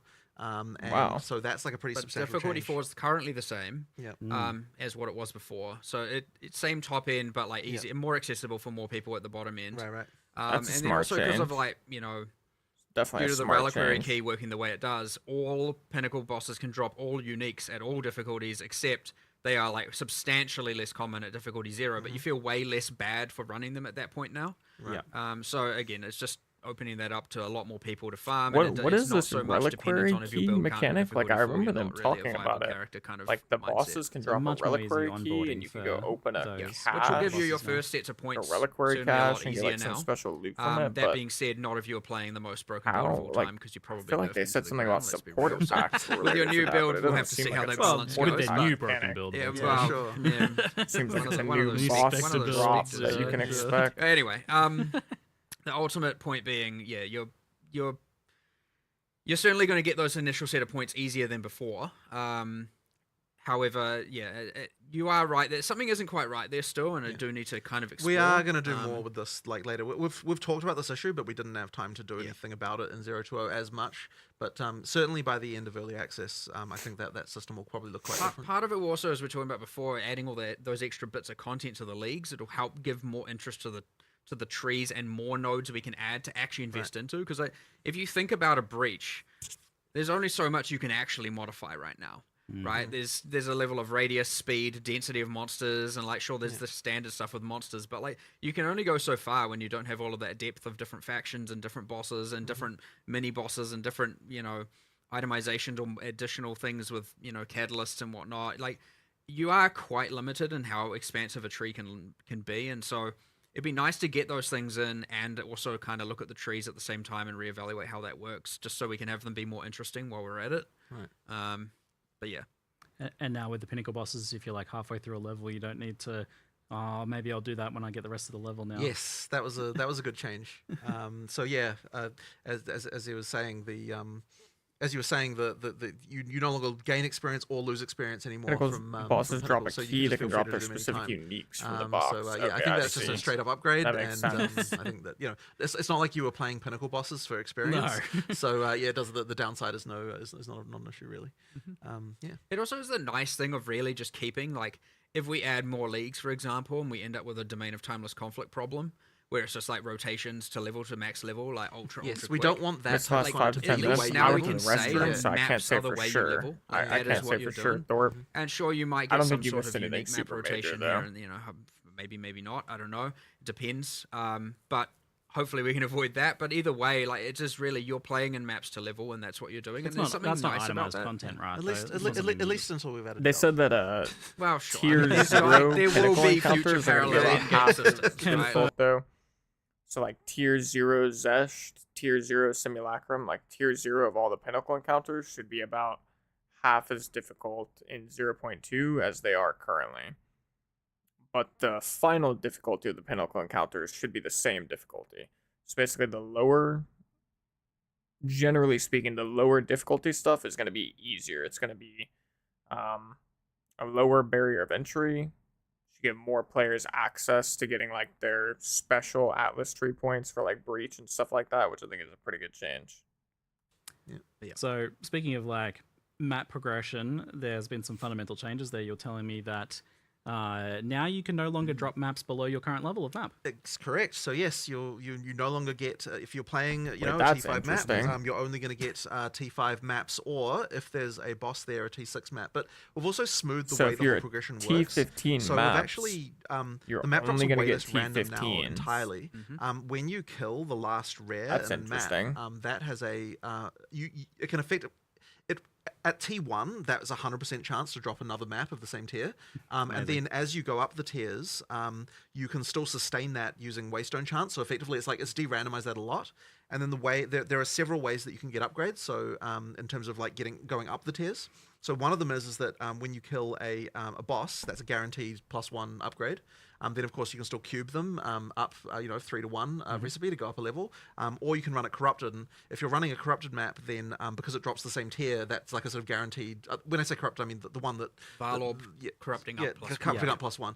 That lets you do the run them the same level as well. So you've kind of got those 2 options, but it's much more intentional Wait, now. can you It's like if you're guarantee going up maps, it's like T16s you're now? deciding, okay, this is a thing I am doing. You don't just kind of have that it doesn't Based just on happen. that, if so, that's interesting. It's kind of supposed to make the jump. T16s are going to be way If more you're just looking to common. sustain, you can do that pretty much guaranteed. If that's how it works. Unless you're dying more than the number of times you've got portals, which is obviously the thing now that you can But go I'm through portals. thinking again, for T16s, it might still just drop T15s. Sustain is going to be a lot easier if you are dying. Because I assume but if then you it's have once a you've achieved that, it's +1 like you effectively T5, can sustain forever. Like the cases where then people just you drop would off the just bottom get and have an issues should be like way uncorrupted less common. T6. Ultimately, I'd be it's kind of way less surprised random, if you get way more deterministic, T16 and, corrupted waystones to drop. Ultimately, you can, But as long as you are able maybe. to do the not die all the time, you will sustain that But I'm tier kind of forever. assuming not. Assuming you can roll enough, that high enough mod count, and there is a boss here. I'm going to go up a tier. Yeah. And you go for the boss, you kill the boss, you go up a tier, And if you and then you sustain that tier forever as long as you can do the difficulty. Yeah, yeah. It's And if- just very clean. And if you're adding more mods,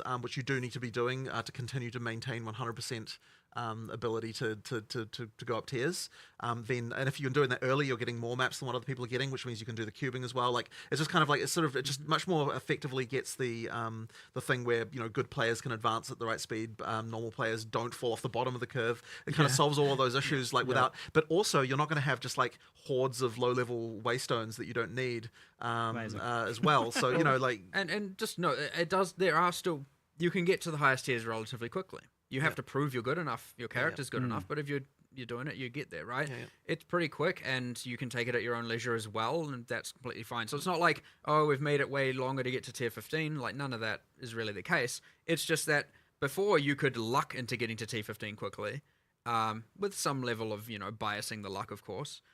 Or you could just be like, what the heck, I'm like constantly running out and have a really bad time. Right. And so now it's just way, way more like predictable, and honestly, it probably has way more of an impact on the sustain problem, which we didn't really, which we talked about, which is the respawning. I would argue this thing has like way, way, way more impact on map sustain than the respawning does. I mean, obviously, if they're paired, then they relate. you need both but- because if because the guaranteed drop comes from the final rare. So if you were just dying, you would never get it. So the respawning is necessary in order to make it so that that's going to happen for players who and obviously as it gets more difficult, and you get less portals, you start to get to the point where you're going to run into trouble. But if you're a good player, you should be able to get up into the top and sustain very well. Yep. You mentioned the idea of maps dropping magic by default. Yes. Is that something you're still doing, or I believe it is. But no, actually, wait. But there wasn't a concern about that, which I wanted With to talk to you Alps. about later. Okay, which well, is maybe the- maybe okay. not. Yeah, we'll talk about that later because the concern was raised that I think is valid. So we were going to make it so that maps drop magic and above, but there might be issues, so we'll discuss that later on. Well, non-decided? Yeah, undecided. Yeah. Undecided, yeah. You thought it was decided. I just Got a week left. Yeah, we've got a week left. It's fine. Still figuring. It sounds like much more deterministic progression if But yes, you're that's able to the main prove thing. the power that you have. That's Well, the main it thing. just should be, am I strong enough to do this? Yes, I can do it. Right. Not, am I lucky enough to do this, and Yeah. am I strong enough to do this? Great. One of those axes, get out of here. Love it. So we've got rogue exiles populating the maps now. How common are these guys, especially with unique, since you get their unique guaranteed? I love that. The whole It's 1 in 8%, 1 in 12.5 to start with, but of course Atlas tree be Atlas tree. So you can speak into that. And is there like a map modifier for that or something to guarantee it? Or something there like that? are. I think in this case, this one is the exception, whereas you can get normally guaranteed of the other things. We wanted the exiles to be one that you can't just guarantee all the time. They don't always have cool. uniques. Yeah. But when they do, they're using them. The AI is very cool, like how it works. I mean, with they can them. have nuts. 0, 1, 2. I mean, Yeah. there's nothing stopping them from having uniques in every slot. What? But like, it is. There's a chance that would be. It is incredibly low. absurdly rare. I assume it's Yes. just roll per slot, basically, right? Yeah, it is Yeah, roll it's per roll per slot, slot. yeah. So Yeah. But So you we're talking might have a like line of just fraction of a fraction of a percent Yeah, for like exactly. all of them, but Yeah. still like 5 or something like that. Yeah. it can happen. But they have quite a lot, like, because they're a player, the assumption is that their other gear is also relatively good, so they do generally drop more biased towards dropping higher tier rares and stuff like that. Yeah, so. they're doing that like full set of items because Yep, you've killed yep, a player. yep. Cool, I like that. I always love that little thing. And I feel like it's even more important here in PoE 2, so Right. that's awesome. Bet just some of those will be unique, maybe. We wanted them to be less common than the other content, but like way more exhilarating when you find them. Yeah. I feel like it'll of be course, you can- really you can cool speak if into this them, mechanic gets expanded across a lot upon of and you're things, able to that's your like choice. hone in on rogue Is there going to be some sort of exiles like and warning that they're coming, or are do you going to some know stuff they're in with the map that. ahead Like of if you time, could or are you fight just like going to get ambushed by those really guys, geared leaks and stuff? You rogue won't know exiles, they're in get, the like, map a ahead of full time, much kit like anything random you gear, run like, into. that could be But they talk crazy. though, and they'll Yeah. say something before they. They monologue before they murder They you. do, Don't know if yes. I'd go to quite the level of Again, when I monologue, said but sure. when I said some insult you, I'm not joking. Like some do literally insult you, and I believe one of the monks is a pacifist, and he's like, I don't want to do this. Don't force my hand. He'll do it anyway. But, I'm not. Yeah. I'm just. You're just like running away. Yeah, He's like, exactly. don't make me Don't do force my this." hand. Yeah, exactly. but look, you can just run away. You know. I really like the here's an occasional spike in difficulty, and again, it's important that they are relatively rare for that reason as well. But I do want it to be when you find one, you are very excited to kill it, and of course, even though they portal out, you still have your number of portals you have. So unless you're running like a full 6 modded Waystone, just get back in there and he's gone, or whatever, you've lost your uniques or non-uniques, whatever they had, but either way, just move on, you know. I mean, you guys were somewhat forgiving with this. You didn't make it so that they take your items. Yes, that would have been good. That's an event. At some Don't point, give me that guys. idea. That's maybe a 1 week event or something in the future. It'd be And pretty it's like, easy to do. just take one of your items. Yeah. And then you got a nemesis system where you can find them and try and get it back in the future. And you have to tame Rogue Exile Gem. Higher I don't tame's the right word. Higher Exile. exile. You run up and you can quickly be like, take $1 million gold. Just give me a little snack. Like, yeah, you want to follow me? I mean, to be fair, that would be a fun system. It actually would. That's actually not a bad Running idea. up and just being like, hey, I'm here, give me 100,000 gold and I'll be Yeah, your imagine ally. if you could So- like I know hire you've the tinkered with exile the idea for of a hireling couple system at maps, points or like in the for an past, hour or so something. Now you've got your That'd be kinda mercenary cool. hireling system, right? Rogue Yeah, Exile. a gold Recruit sync the they one could with good implement. uniques. We'll see. We'll see. Going down a little bit of a rabbit hole here. Yeah. So we did have some league mechanics come over from Path of Exile 1 to Path of Exile 2. You're going to be looking to port more over. Are you going to be doing some unique ones that we haven't seen before? I mean, we're definitely going to be doing more. Yeah, I unique agree, ones Halo. that- I think that it's are just cool completely 'cause, different outside of what we've done in POE I mean, 1. you'll just have like it's kind of like a but I loot mean, goblin I think almost. that, Like occasionally like, you'll just have like a loot. sort of the pinata hope in the in your long map term is that each, with a rogue like, as we exile. kind of get, past the end of early access, and as we're sort of, just going out, that each time we do something, we're both adding a completely new league mechanic, but also potentially bring something back as well, kind of like as another additional kind of like, here's another fun thing. So that's probably sort of what I imagine will happen. But it kind of really is case by case. Like some things we don't want to bring back, some things we do. Like and my opinion can change on a dime as well. Like if someone suggests like a new way to interpret something, then I might be like, oh, actually that is great.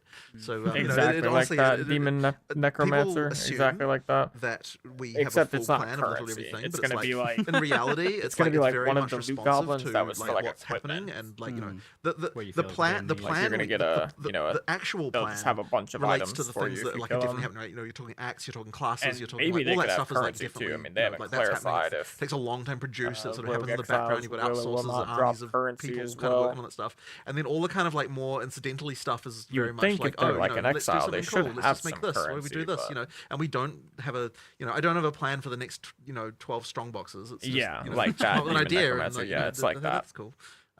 Just a fun little project for a designer to work on. How do you feel like some of the ones that were, I felt somewhat definitively part of Exile 1 in terms of clear speed, like Breach, for example, have settled into PoE 2? Do you feel like they're in a good spot, or were they a good idea to bring over to the game? Look, I think Breach is. I mean, look, Breach is fun, right? I certainly wouldn't want to remove it. I don't know about like. I mean, there's probably been some balance changes. I to mean, it it was a little bit. spawning too many It has, monsters. it Like, has. let's just say that without a doubt. It's I much mean, better yeah, now to PoE 2 standards, yeah. It's too like currently on PoE 2, it's just too out of control. It just needs to chill. Right. There was a little bit of an assumption made where it was just like well, you'll get overwhelmed by monsters, and it's more a matter of survive as long as you can. And then, of course, because you get self-propagating herald builds that are just literally can kill anything. Which, by the in every way, heralds direction. don't self-propagate anymore. Just Oh get my that out of the God. way. Just get that out of the way. Right They now. The power of the finally- characters they- kind of Yeah. They ripped the distorted band-aid league off, balance boys. in a way where it's like we have to. It's gone. you know, No make some more changes. double So, heralds. Yeah, like it's coming down a bit. I think we saw For that sure. one coming. They Yeah, ripped off the I mean, look, there's a Band-Aid. lot of things that people will say they saw coming, but it certainly does end up being the case that like the patch notes are. I'm not surprised. You know, so by the way, we aren't releasing them at the end of this live stream. We're going to be releasing them next week. But they Oh, are going to feel like a wow. bit of a nerf fest for sure because like there's a lot of things that needed Yeah, to get. let's talk balance. Yeah, So yeah, yeah. All right. My Settle in here. expectations, Yeah, Okay, yeah, we're getting some anticipations are balance that this talk. first one is going to be an absolute wrecking ball of chaos and carnage, and see where things land. Yeah. But then maybe over time it'll become a sledgehammer, and then like a fine carpenter hammer. Sure, that definitely should be the case. As I said earlier, it's like 10,000 things will change this time. 5,000 things will change next time. Then hopefully we can halve it every single time. halving. People should really be going in with the expectation that like nothing they knew about how the game was balanced before is the Forget same. Just everything forget everything you know. Like you know, exactly. So Interesting. yeah, basically we'll that kind of just means that like you know everyone who's finding builds like do it again. Like you are going to find more shit that is like outrageously broken again, but it is not going to be the same shit that was broken before. Yeah. Yeah. Attribute stacking, get out of here. Yeah, exactly. Yeah. So I mean, it's the hope is though that yes, you're right. It'll stabilize to the point like I it will take time, but we will get to the point where we no longer have things that are easy to become outrageous with.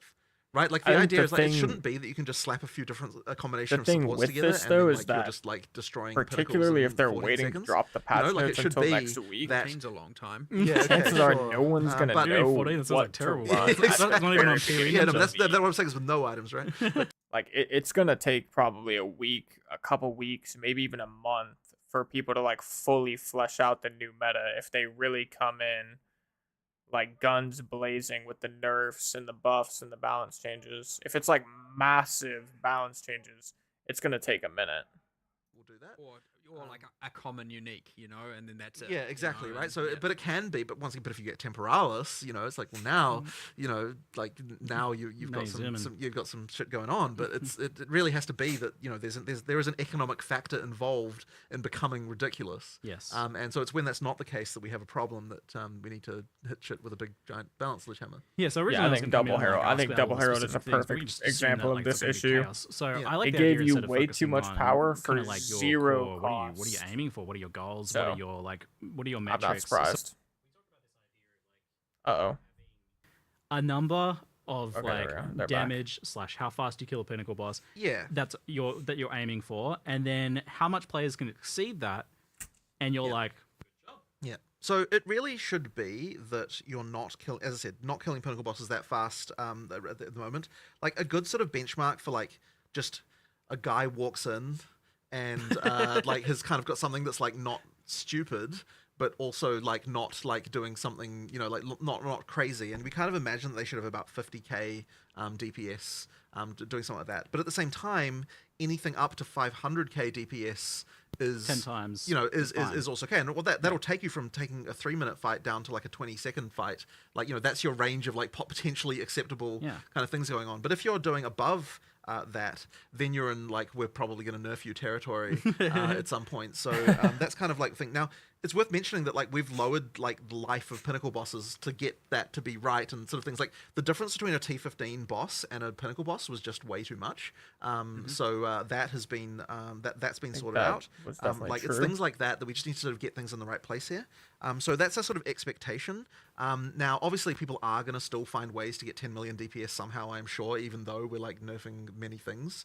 But the thing I think that when we're talking about nerfs and how we want to do, my key thing that I want to try and achieve always is that whenever we're nerfing something, we're only nerfing the thing that was particularly like we're nerfing as little as possible to make it so that the average Joe who works in and just tries to do stuff is not getting affected by it. Yeah. Like it should only be the like ridiculously Okay. broken synergy thing that kind of like has some way of dealing with it that's actually affected by this. And I'm struggling to. Yeah, so I think this is kind of what I talked about in my video that I just posted today about my top 5 builds, where like Lightning Arrow Deadeye, likely, like, our current iteration of Lightning Arrow Deadeye with double heralds is going to get nerfed because double heralds is going to be cooked. But even right now, if you take Herald of Ice off, which I demonstrate this in the video, that Lightning Arrow Deadeye is still good, even without double Herald. Like, if you just have one of them, Herald of Ice or Herald of Thunder, it's still incredibly strong. So I think what he's saying there is very important, that it sounds like they probably are going to be nerfing stuff, and they're going to be gutting things, but chances are that, like, the foundations of the builds are still probably going to be pretty solid. Like, Ice Strike Invoker is probably still going to be very solid. Lightning Arrow Deadeye is probably still going to be very solid. But you're just not going to have, like, the absolutely broken thing on top. 100k hit points. And so we expect players around 50. Yes. Right.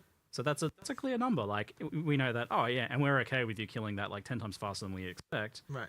But it's when you get it down to 1 second. Exactly. Then we're 10, like, 10 times is fine, right? Then the problem with the more DPS you have, it is now I have to dodge less. yeah, I get more crowd control. there's a snowball. It is. It really is. So you're always going to be incentivized to do that, and you get to this weird thing where now it's just like, okay, well, I think you after a while was like, I haven't actually seen a Pinnacle boss fight that lasted more than 2 seconds. That was really sad to me. Probably the saddest thing about the early access launch to me was seeing the first Pinnacle boss fight, and it just like, and it's like, oh, like, it's like nobody had to care about the mechanics. The first time gave it was it so fought. many skills. Exactly, right? Like, there were so many skills and all these things, and it's like none of it mattered. It's like, that's sad. Yeah. So yeah, we ideally was in a situation. Now, I hope that doesn't happen again, but honestly, it's probably wishful thinking. As I said, yeah. 10,000 things before, there's still going to be there's still going to be many more, and thousand. it will happen every time, and people will find stuff, Look, this again, by the end of early access, I want to say we're going to be in a real fucking good spot with this in a way that is not going to have so much abusive stuff, and getting rid of that. Yeah, it whole, sounds like feel Ice Strike I have to Invoker play and LA Exile. Deadeye, it is stuff that like very that, like double demoralizing herald to players builds when went they from played their being thing and S then all of a sudden plus something comes out plus and they're to like, probably oh. like And S so go the way you will know that we're successful is because you get more diversity in classes. Because it means that there's no longer the thing that everyone has to play because it's easy to be I mean, successful. you definitely saw that where it's like the comments of any build guide. It's like, oh, another Archmage build. Oh, Exactly. it's just Heralds again. Exactly. Yeah, It's like this isn't even a build. This go- is just Herald again. You go look at like what are all crossbow people playing, and crossbows is actually the least used weapon type, and so you specifically start there, and you're like, okay, well here's how much people are using these skills. Oh, hand of wisdom in action, hand of wisdom in action, hand of wisdom. Okay, well never mind. The crossbows are relevant, right? Yeah, even without stat stacking, it's still better. Yeah, than and Herald it's as like, well, so. okay, well, obviously take some away from there, and then it's like, okay, well, what are you left with? Well, you're still left with probably crossbows are bad. So, what do you have to do? And it's like, crossbows now. I predict LA, Archmage, Bell, Astromantis, Hoa, and Ingenuity are all getting buried 100 feet deep. Interesting. I don't envision they'll get hit that hard. I don't even think Lightning Arrow, I don't think Lightning Arrow will even get touched. I just envision, I guess, like the Lightning Arrow build, I suppose, due to the fact that double heralds are no longer going to infinitely chain, it's just going to be worse. But like, I think the problem is we really let's assume they made these nerfs, but they didn't add any support or skill gems, and they didn't buff anything else. If they like completely removed double herald, would Ice Strike Invoker and like Lightning Arrow Deadeye not still just be like some of the best builds in the game? Maybe not Ice Strike Invoker, but I mean Lightning Arrow Deadeye, like, would it not still just be one of the most insane builds in the game? Like, it's still gonna obliterate bosses because double herald is irrelevant for bosses. It's still gonna map clear nearly just as good, and particularly on the right budget, it'll basically clear just as fast. But it's gonna be, you're gonna have to invest more to actually experience that, which I think is good. So it should have like a curve that makes more sense, like a power curve that actually makes more sense.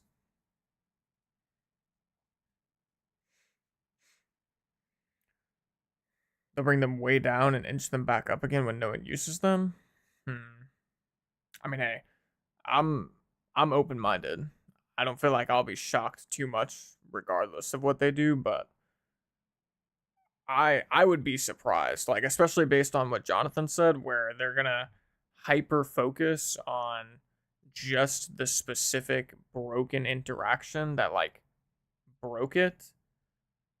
Like I'd be surprised if Lightning Arrow Deadeye really got changed much other than just like Double Herald.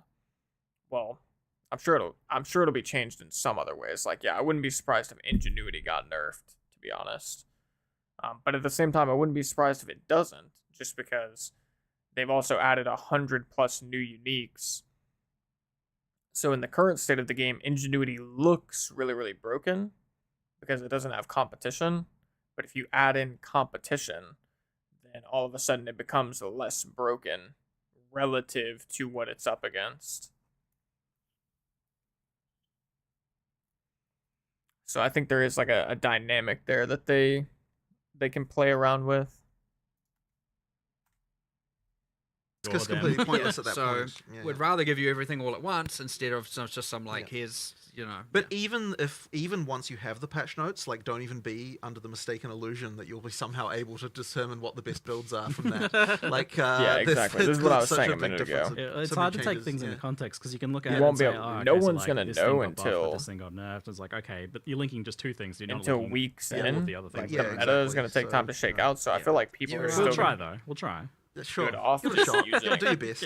Look, when What we the game anticipate released, is good. you had to learn everything. You just might have to do it again, and again, every single patch after every major patch after this, you're going to have Release to have two. less and less of that, and your familiarity will be able to come in and be useful. So at least from a balance perspective at this point, like it's not like we've structurally changed the campaign and all that. So you have still a lot of information and knowledge that is going to help you play the game better anyway. On your second. I mean, a lot of people maybe made multiple characters, but for a lot of people, this might just be their second character. Yeah. So they're certainly going to be more equipped. And we've had the races, so you've been able to see how the best people play. Oh yeah. There's definitely some good tips to learn from there. Talk about mobility. This is the perfect time to Level talk skip about with the portal. mobility. Oof, beautiful. It's my favorite. On the slightly bigger picture as well, like life and armor versus energy shields. Are you Nope, happy with kind not of where mobility. either of those are at? Or Defenses. what do you kind of hope to achieve with them? Energy shield certainly, I mean, primarily due to Green Feast. And like mana stacking being a little bit out of control that's been too strong on more the int side of defense for sure. Expect some pretty drastic changes there.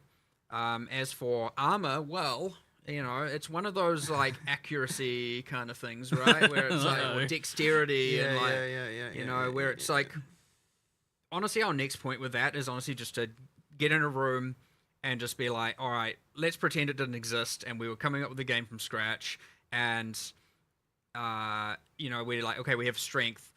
What would we want the ideal defense to be? And honestly, it might even extend further than that. And really just see, firstly, to make sure we end up, if we don't end up at the same point, to make sure we end up as better, maybe we do end up at the same point Have and they we said do just anything go, about okay, trade? here are some other Not changes that we need to really, make I don't around think.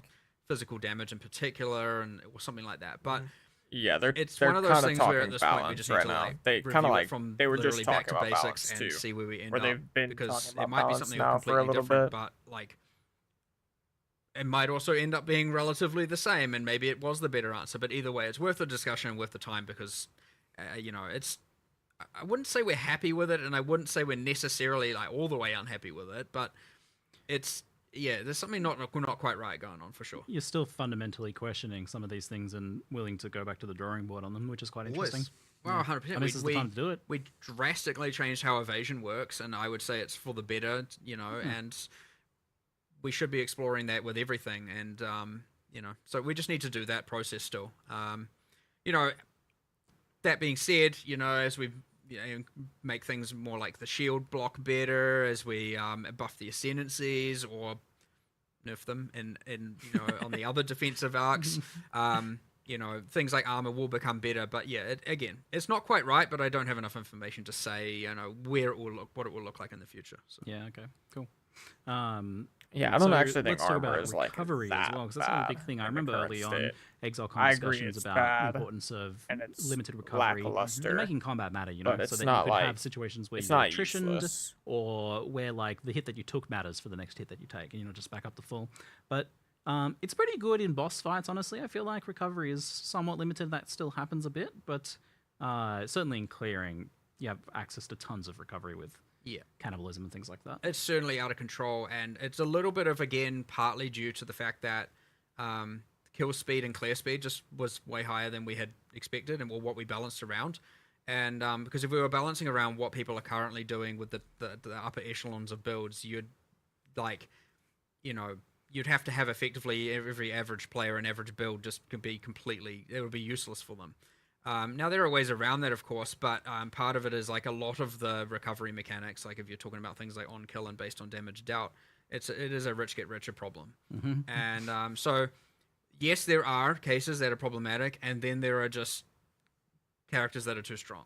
And there's a little bit of both going on. I wouldn't say we've targeted any recovery specifically here, really. Okay. Like, it's not been a main goal. I'm not going to say that there aren't little bits changed here and there, but it's more about, you know, we've really made sure to just... It's kind of hard to say exactly what we've done because, again, this is probably a thing we're going to have to look at next time because there are so many changes that it is hard to even, like, understand how this is going to fit into Once all the of that dust now. clears, you might be able to see how recovery's looking. 100%. Like, we're at the point where we do need a little bit of like, all right, we need another round of testing for this because, you know, and again, I'm going to stress it is actually impossible for the amount of changes for us internally to be able to be certain or test all of this. Yeah, but the vision is still that idea of like more stricter recovery or less powerful recovery than what. Well, it shouldn't certainly be like here's one little piece and now it's fully solved, right? Like having heaps of recovery should be something you can achieve, but it should require a decent amount of investment or high tier item itemization, right? Like for sure it should be possible. It just shouldn't be trivial. Yeah. So, and on that note, then for like vision, what's your vision of what Path of Exile 2 is supposed to be? Because I think some people are still like unsure about, is it supposed to be just kind of more like Path of Exile 1, a faster game, or is it supposed to be a slower game, a much more different thing? Like, this is a hard thing to communicate, but it gets asked a lot, and I feel like people are still a bit unsure. It's funny though because like once again, it's not. I don't view it as just a pure speed question. It's about like, is the combat engaging and fun? Yeah. And also, are you getting to the point where you never get to engage with bosses? Do you think Like, parry if will you're actually be never- utilized? if- Sounds if- pretty if- flawed to me since you're If the voluntarily first time you fight a face-taking boss, hits and you risking just stuff, destroy it without seeing stuff. any of its Hard mechanics, to say. then that's a problem. It Hard doesn't to really say. say anything I about think the it's pace gonna of be combat. Like, if based you look on at some of how the Huntress stuff we've got there, like it's incredibly fast effective paced it when it is, comes to like how dashing around and much- stuff, but you still have to engage with things, and that's the What's key like the element for us. risk reward? So, Like how you know, big is like, the reward? obviously, players want to get ridiculously for powerful, and we still want to successfully let them hitting get parries? ridiculously I think if the powerful, it just has to reward be is earned. big It enough, has to then be, it'll you know, get like after a certain utilized. point, and like after you like once you have finished your character, Double once you've Herald done is getting everything, then removed yeah, you should this be cruise. just like, you know, like As crazy expected, and like I beyond would the say. point I of would any say all as reason. expected. It's just that you have to earn it. You have to get there, right? And like that's the power growth thing. That's like it's really hard to sort of just like smoothen that out across the whole game, but like that's ultimately the goal, right? You have to kind of get to the point of like that. You constantly feel you're getting stronger. You always feel like the next like, oh, I got this, and now I'm better, and now I'm better, and now I'm better, and you keep on going. And you have to scale that all the way to the end because the moment that you get to the point where you're just trivializing everything too early, it's like, well, the rest of the game just becomes boring after that point, right? It has to be that, you know, there's the level of that you still have to get. And so, kind of based on that earlier discussions about You like, need the damage and progression boss curve time to kill and to things not like be that, bad. It sounds like the time where you want that to be starting to taper off, like the players. Just to be can start clear, the cheat double that Herald builds will still is be after good. they've You just done won't be Pinnacle using Well, double you should Herald. feel that way. Like multiple Ice Strike times and throughout the Joker, game. I think it's still gonna But be good. then later you Lightning still then Arrow get to a Dead, new I think level it's of still challenge gonna that be still good. requires you to Something engage again. Like if we're doing Night our job Vision, correctly, Tempest it's like Flurry, you Gem reach a point Legionnaire of feeling will like you're a still be god, good. and then you're like, oh shit, but there's Still new gonna godlike require a lot shit of above me that then currency makes me for have that to one. then Now I do have to the find the Uber gods. exactly right. So you have Sorceress to still keep be on strong? keep I on think that track. Sorceress It's will actually still really be hard to strong. take you back from feeling like, oh, I'm all powerful back down to like I'm feeling, you know, and so you have to kind of get that in there as you You go want that out. Dragon Ball anime. Personally, arc, Yeah, where for it's, sure, you know, right? there's Yeah, always a yes. new level of Super Yeah, Saiyan exactly. after the previous one. Exactly, right? That's what you have to be able to do. And so, yeah, it's just smoothly taking you up that up that power level curve, you know, all the way to the end. Yeah, so I think like when it comes down to things like movement speed when clearing, it's about like if you're able to just ignore everything because you're moving so Yeah, fast. exactly. If you're able to ignore everything, then you obviously you will move really fast. If Yeah, you're it not is able to ignore possible that everything, using suddenly double your play heralds speed could is, like, still not be as big a thing. good. So long as They there are just still won't things that are chain challenging off you, of as long each as you've other, reached the next so tier and like everything's harder again, then you're it's good. hard to I say feel for like sure. a point of the difficulty here between the communication of this with you guys and some of the people in the community is that I feel like you're not really looking at it in terms of PoE 1 versus 2. You're Yeah, just no, you're just trying to absolutely. answer that question specifically. Yeah. So it's not really about like it being like PoE 1 or 2. Exactly, just right? about- It's just about making the combat good. It's either the combat is fun or it isn't. Yeah. Yeah. And there's a sort of spectrum of stuff there, but I would say that you want to be able to engage with the boss. You want to be able to fight its mechanics and do its skills, and you want to feel like you can overcome those over time and get better. And you want to engage with monsters, and you want. And yeah, there's probably some people who are like, no, I don't. I want to just press a button and loot drops on the ground, and I don't have to look or do anything. And Well, Yeah, a that's an small interesting little point, death is there's recap this, would be let's nice, say the Shanjack. I quote-unquote don't know how mythical difficult that average would be for build, them to implement, but I do is- agree that would be very helpful for Are new they able to players, switch their brain off and watch Netflix on a certain especially. monitor? But Only even if they're experienced doing, players, like, maps it would 3 still be levels very under what they nice. should be doing or something, or should that be able to happen at kind of like once, where they're once at you're at normally, once or- you're at your tier of godhood. Yeah, All but that. I actually want to address that because, like, okay, so I'm watching. Well, okay, right now I'm watching Deep Space Nine, funnily enough, but you know, I'm watching Deep Space Nine as I'm playing, as I'm testing the game, right? It's like you develop a muscle memory, and that muscle memory can include using multiple skills and doing like multiple things, and that's still to me more engaging than just holding down a button, you know? So you're saying this like watching things on the secondary thing isn't about the game being easy? It's just a skill issue. You need to get I wouldn't say that. I'm to- just saying that your muscle memory can develop for more than just using a single skill. You just like it, and we've always sort of said that there's this thing where like, okay, sometimes you pause the show, right? Sometimes that happens because you come to a thing that's this is an update to the classic, second I monitor. love how this Netflix. friggin' watching something on the second screen has become such a I fundamental know part it's just, of the. it's just the community's just grabbed it and it's Yeah. become a thing forever. But Well, it's been updated now. Like this is the update. You want Wow, to have, it you want was- them to have to It pause was a sometimes. philosophy set for a because different I feel like game, I've said that 10 years ago about how like Yeah, I sometimes you think- get the spike I mean, in difficulty. it'll Like, oh, haunt I think Jonathan is actually spitting here. I've talked about this before where I think a good balance between you should have a lot of time where you're playing PoE2 where you're chilling. You can have your Netflix on your second monitor, just like having a good time, relaxed, you're not stressed, but there needs to be moments of stress. Because if there's no moments of stress, then like you're barely playing the game anymore as much as you are just like acquiring wealth. Like you're just upping your net worth without actually feeling like you're playing the game if you never have any moments of stress where you actually have to lock in. economic gating to make it so that like you can't And it can go just be too far super with fun difficulty too. without, If you have moments where it's like, oh shit, without having to I have prove to the- lock the in right economic now stuff on some level because so that you can if Yeah, I dying and losing succeed the in map. this Exactly, you're moment, losing the map. the So, reward, that not only will you it have to just think, feel good like, for like all that map conquering the sustain stuff is so challenge, but tricky also for the that reason. reward Yeah, is exactly actually right. going to be very valuable. Well, it sounds like some big advancements in that regards. So I've got some kind of random tail questions here. Are you planning in the future on, I don't think it's probably happening this time around, but on changing campaign pacing at all? Like, I feel like some of the zones are probably a bit too large and a bit too empty.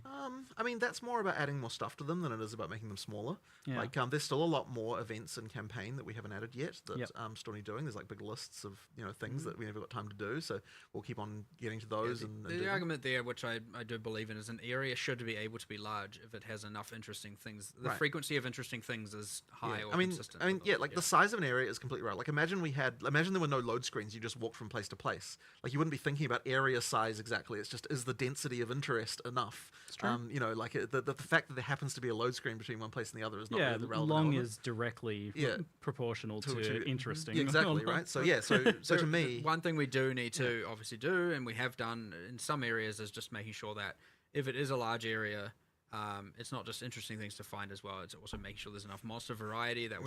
Yeah, I agree with that, Demon Necromancer. The thing that makes games fun is solving problems. It's like, it's a weird way to think about it, but it is, like, if you boil everything down, like, that is actually the truth. Like, solving problems, improving efficiency, removing inefficiencies, all of these things that don't inherently sound fun is actually the base, like, the root of how these systems and mechanics work and what actually make a game fun.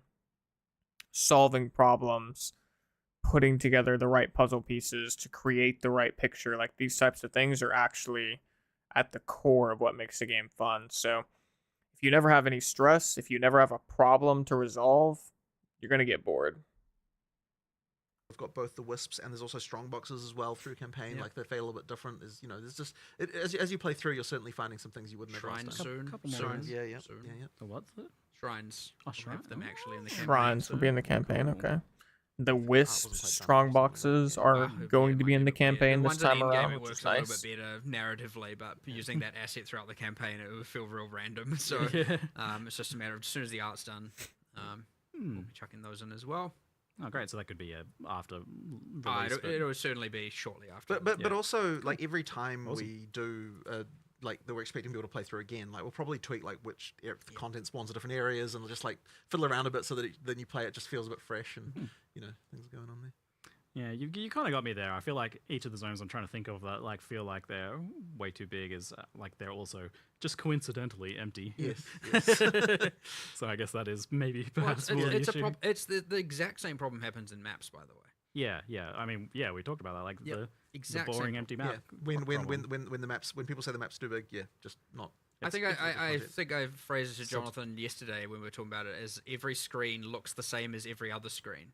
It And wouldn't then matter this where is I'm the- standing in the map. It would look. I think the map you were talking about was Step. Yeah, Like, that we were was- looking at Step and yes. being like, okay, well, what's actually like. It's a big square. Yeah, and there's nothing going on in it. And even if there was stuff going on, I mean, like, it's funny because I would like to see some improvement to the map layouts, though. I'm going gonna be honest. because I'm sort of saying like, okay, well, like Some of the map layouts are a programs, it's bit like, do criminal. you find the cold plains in D2 as to be a boring area because it's ultimately kind of similar? Like But Vol the answer is, well, there's Factory, buildings like, sometimes, oh and my you get, god. Like, there's just like there's just a Vol little more going on Factory, in that way. So like, we need to make sure that maps feel that way Forge. too. When Yep. we're Yep. doing them. There has been Bro. a few pervasive Some of the map crashes layouts and issues. need a Yes. revisiting. Well, I'll tell you what, the entire engine Or we team should be able to, basically like, been entirely focused on that for 3 uncheck months, and it's been horrible. some boxes. because, Like, I don't so, I want to mean, see this. I don't it's want to kind see of a this long map story, on I my don't know if we atlas should at go into all. all of it, but ultimately, Could have, like, 3 or the 4 issue maps is you could that, on uncheck. NVIDIA You have to pick and cards, choose the which ones you remaining don't issue want to at least is see. that on NVIDIA cards, if you're using a driver that's bigger than, I think, 560 point something, like, basically after that point, the game crashes. And if you install an older driver than that, it doesn't.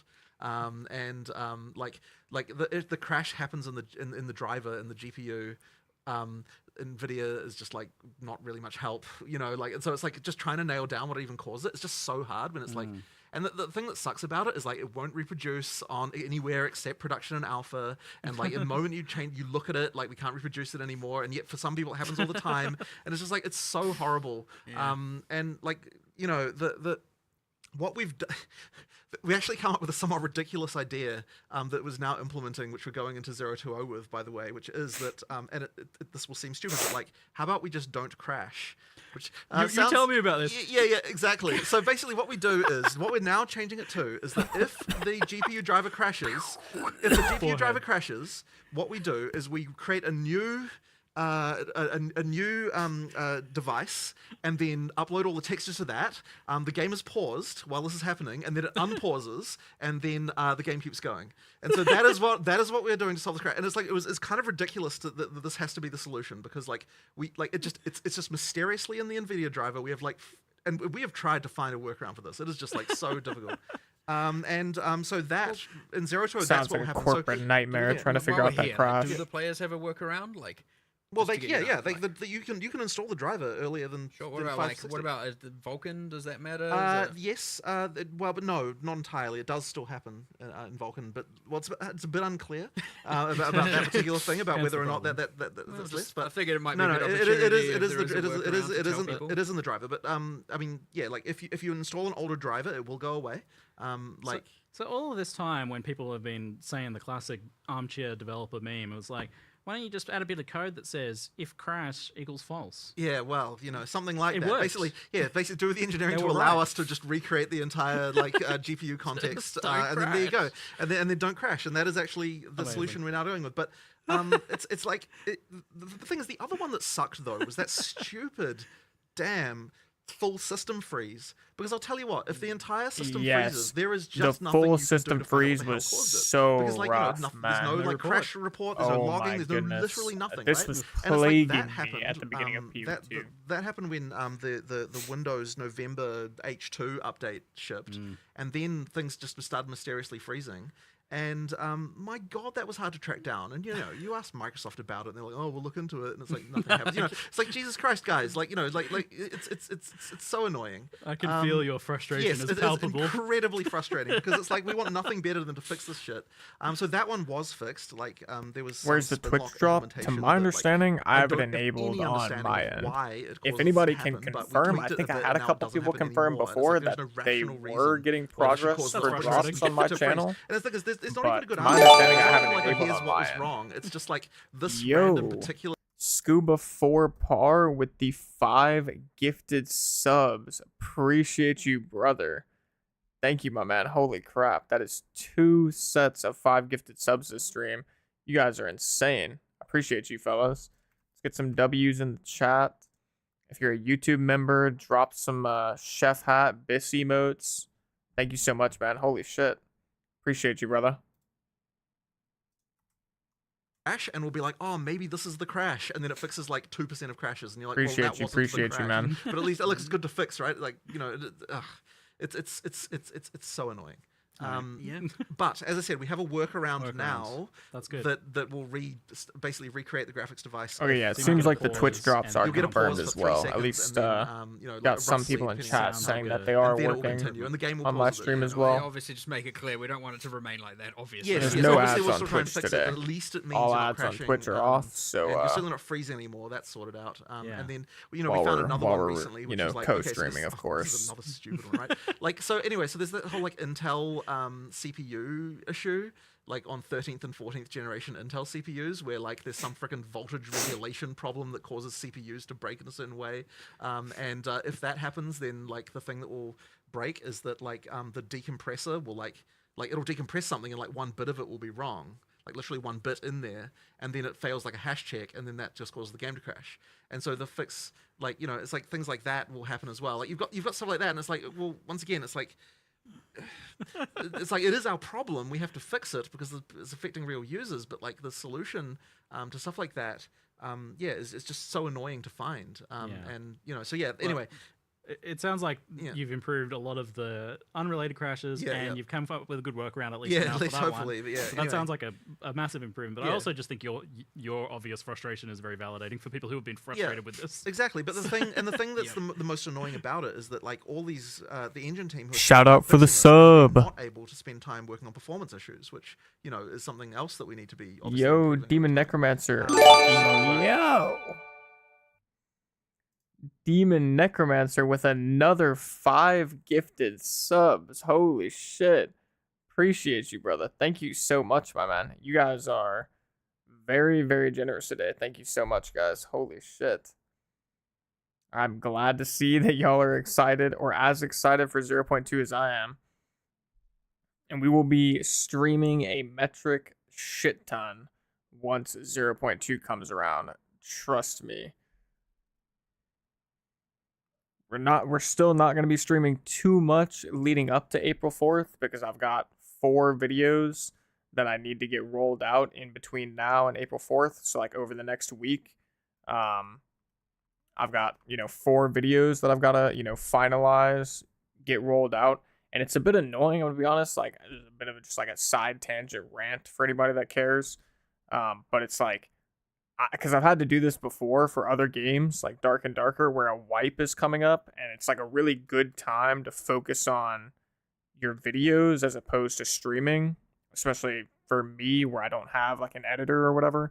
So I can't really do both at the same time. But it's also slightly annoying because there's also so many changes happening leading up to the launch that you can only create the video so much because you have to be cognizant of the fact that your video could be invalidated by some change that they announce randomly on any given day.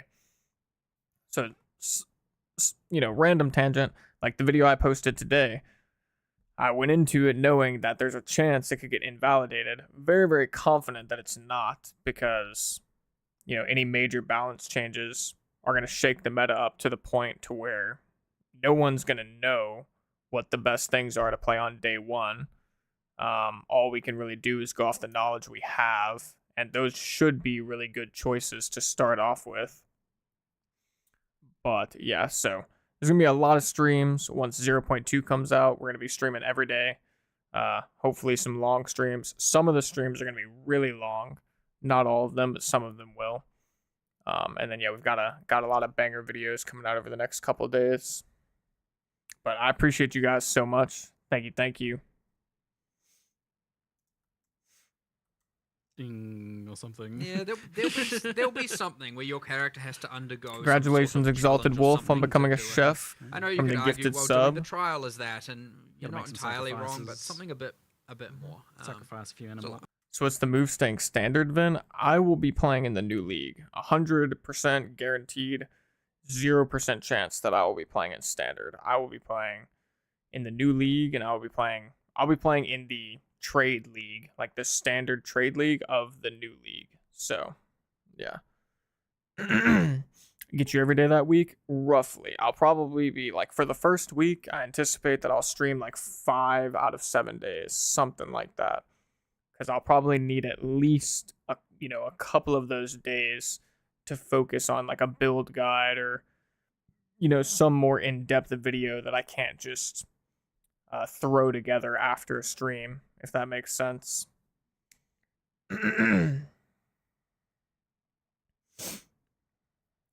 Because it's your portal that's used, not everyone's portal that's used. Because when it says That's actually a one good portal, point. Yeah, it's a that's good point. one We didn't portal I think we for mentioned up that. to 6 players. Yeah. Yeah.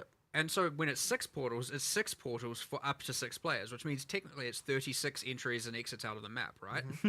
And like that changes things in a way where it's like when it's down to 1, it's like you don't want it to be that, oh, I failed the map. Quick, Ziggy, come join my party, get in here and finish it for me.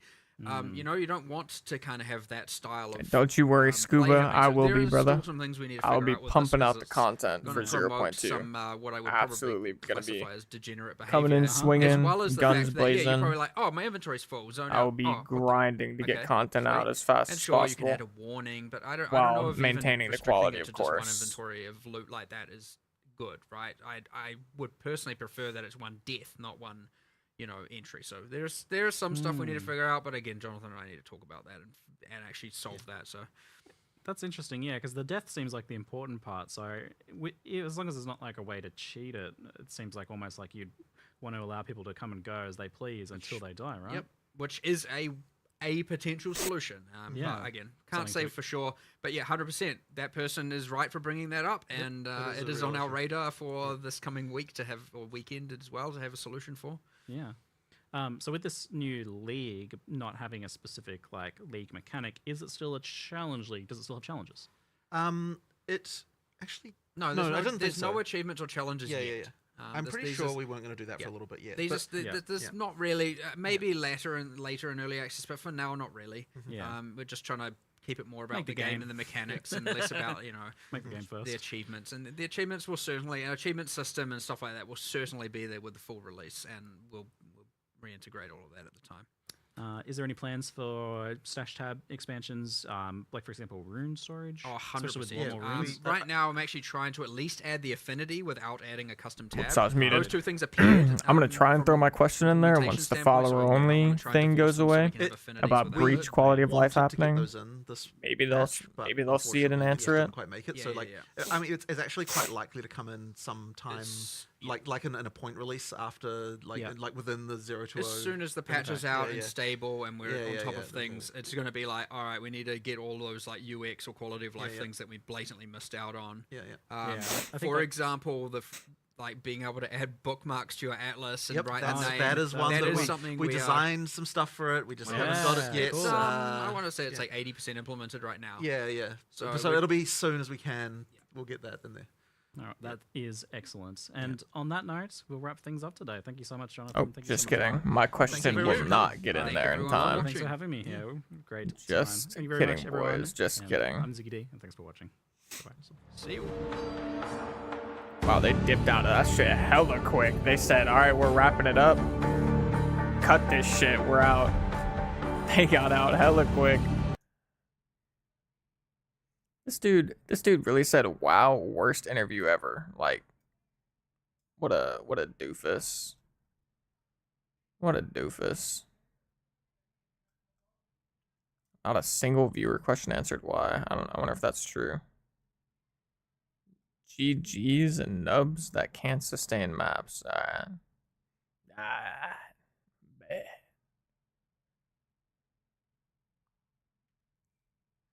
How was this dude's shit like bolded like this? This is where they introduced the druid, right? Yeah, the druid is about to be in the end credits scene. They're gonna throw up the end credits and they're just gonna sneak peek the druid is actually coming in. Holy.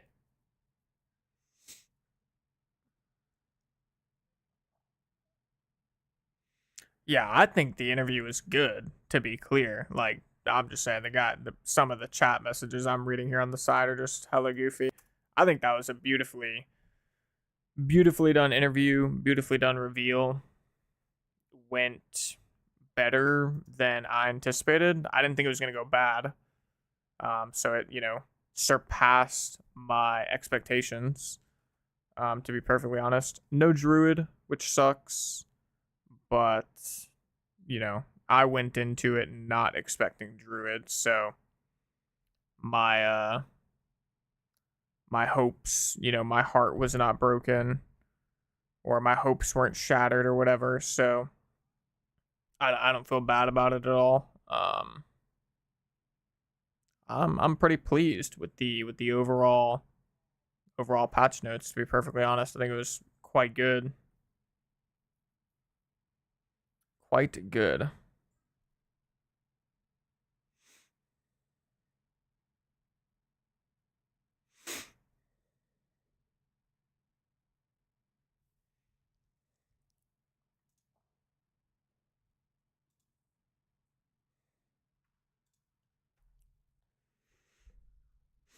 Anybody have any specific thoughts or comments, concerns about the overall patch notes? Like anything, any topics, any main topics to discuss? It's time to gamble. Good luck, Sky. Good luck.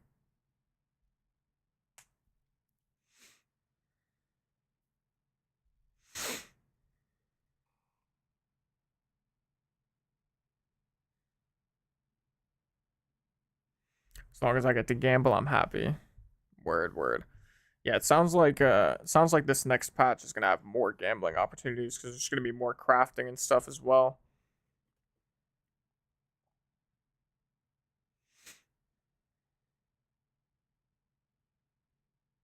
I think they're trying to take things in the right direction. I agree. I'm curious to see what they're gonna do with the balance changes. Like, I'm very curious to see, because they gave kind of like differing impressions at different times throughout the interview. In some cases, they made it seem like the nerfs were going to be pretty light-handed because they're adding in all of this extra stuff. So like they anticipate it's going to like shake out a little bit, just based off of the additions. Then on the other hand, they made it sound like they're going to come in pretty heavy-handed with the nerfs, but that they're going to hyper-focus target like the game-breaking interactions, which I think is good. I think that's more than fine. But I'm just curious to see, because, I mean, although I trust them on their word to an extent, like, none of it really, like, what they say about the balance is going to pale in comparison to what we learn from the actual patch notes. So, I'm quite curious. So the witch got third ascendancy, right? Correct. Yes, the witch did get third ascendancy. Yo, what's up, Jevaderp? How you doing, brother? But yeah, witch got a third ascendancy. It's called Lich. Lich for the witch. Seems like it's gonna be a cool ascendancy, I think. I'm excited for that one. I would say I'm much more excited for the new Witch Ascendancy than I am the Warrior or the Mercenary, albeit the Warrior Ascendancy does look pretty cool too. I'm gonna be honest. Not a huge Warrior fan. It's like just not exactly my like play style or like my general fantasy trope when I play like RPG games, but that new Ascendancy did seem cool with the animate weapon and the whole blacksmith vibe. It seems like they pulled it off pretty cool.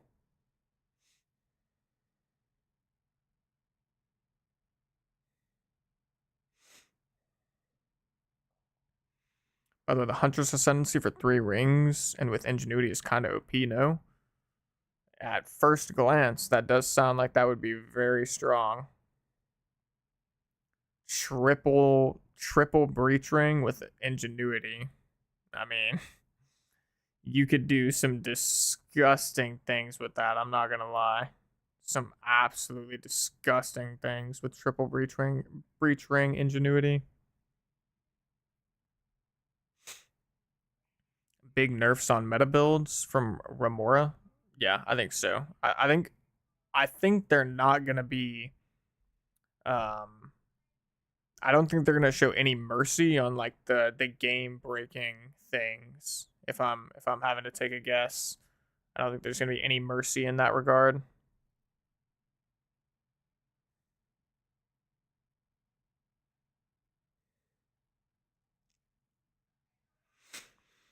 I just hope it doesn't end up being a situation where they hype everything up and things die down in a short amount of time. I don't envision it'll be like that. If I guess I envision that there will be less players at the beginning of 0.2 than there were at the beginning of 0.1, but we will have a less steep drop off of players, if that makes sense. I think with the additions of new content, the longevity of the league, like how long your average player is playing the league, should go up. I don't know if we'll have as many active players at the beginning as we did, when early access actually launched. Because I mean, obviously that was stupid hype. I mean, POE 2 has been, in the works for many years. So what happened to the PS5 version? Keeps asking for an update, but what update? Apparently there's an issue with console right now. Like I don't think you're able to play PoE 2 on console at the moment. It's some technical issue on GGG's side. Probably. I don't know if it's actually on their side or if it's something else, but there's many people experiencing a console issue. So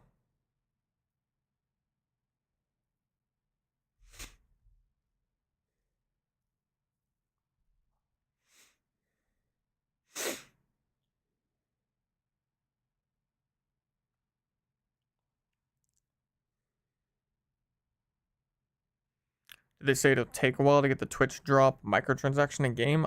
I don't think they mentioned anything about it, but I'm not positive because I was muting their stream every once in a while. But to my recollection, they did not mention how long it would take once you've got all your hours on Twitch.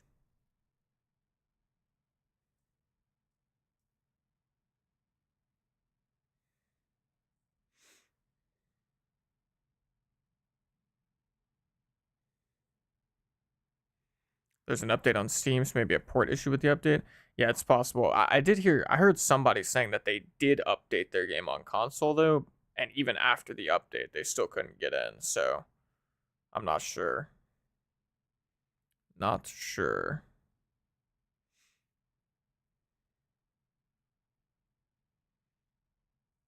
You got the drop, but it's not in your MTX section yet. Interesting.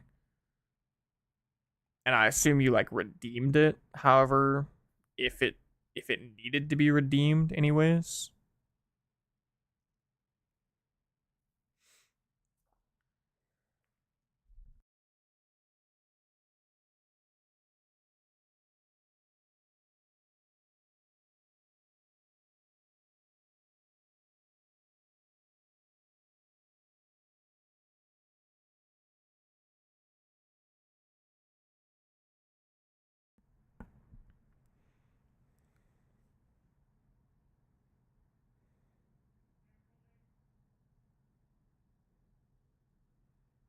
Gotcha, Grunkle.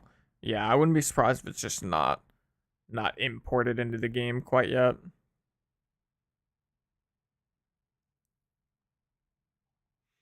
I didn't understand the reliquary key.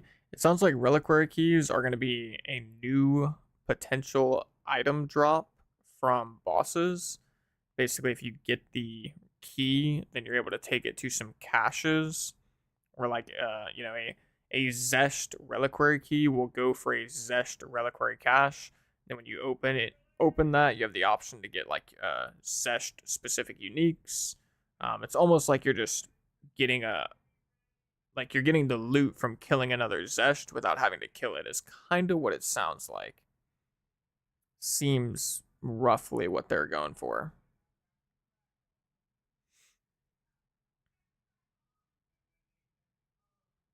Gotcha, Grunkle. It's under just received. I see. You gonna start with Huntress, right? Yeah, I'm definitely gonna start with Huntress. It was either Druid or Huntress. With the Druid not being released, it will definitely be Huntress first for me, and then very, very likely that the next build will be a Lich.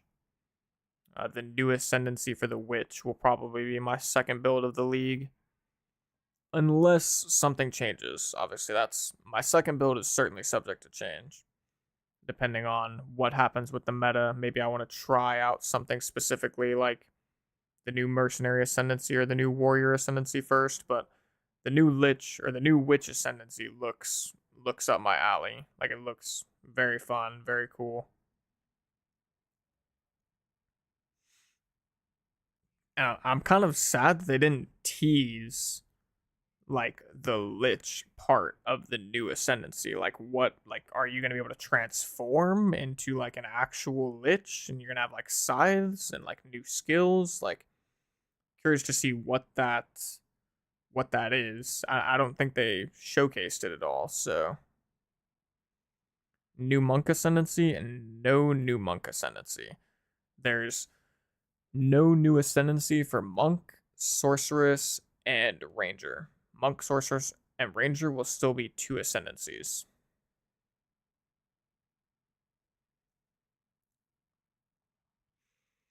I think the main thing is going to be the Jewel, since those are key to Liches. That is true, like in lore. Like, Liches, yeah, in lore, Liches have like a phylactery, or like a whatever, like a thing that's like holding something, and it's key to like their power, or their life force, or whatever.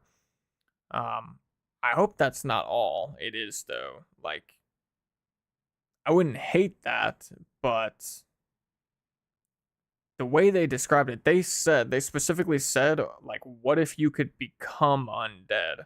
Or, like, you'll be able to become undead. I hope that that's not just, like, you can socket the jewel in and then you're undead. I hope it's something a little bit more than that. I mean, in Last Epoch, they have a Lich Ascendancy, and you literally turn into, like, a Lich with scythes, and shit looks sick as hell. So I don't know. Yeah, it's hard to say for sure, because obviously they didn't go over all of the notable nodes for the new ascendancies, so we will have to see. They only went over a select few of them. I assume they're not available yet either, right, to like look at.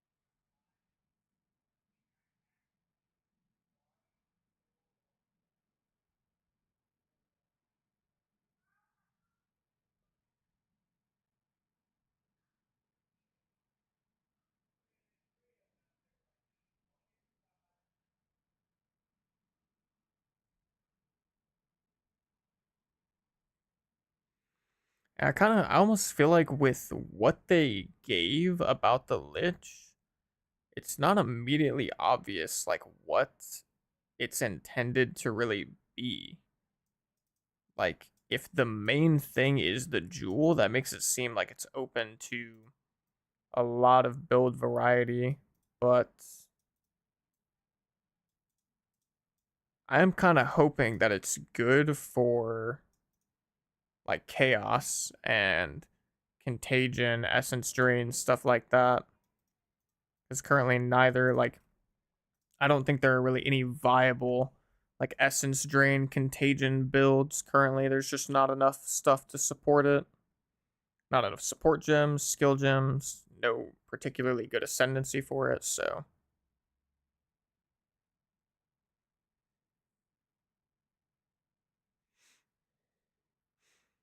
yo, good luck, Sky.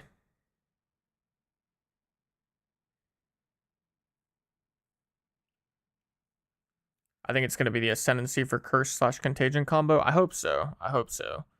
It sounds like that's somewhat likely. Somewhat likely.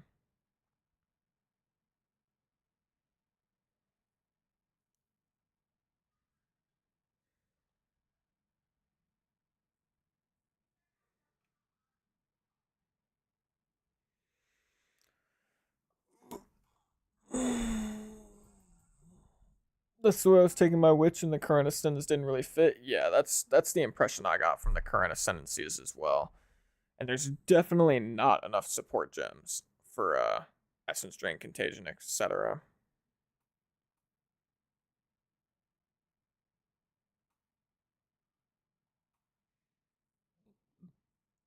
The fact it looks like you can have free 75 all res included on a custom chess piece for the warrior looks nutty. Can you actually have that? Like, how many ascendancy points would it cost you to have a 75 all res chess piece? And is that all it would have? It would just be strictly 75 all res, like nothing else pretty much? Like other than base stats, I guess, armor and whatnot. When is wipe? Wipe is on April 4th. About a week away.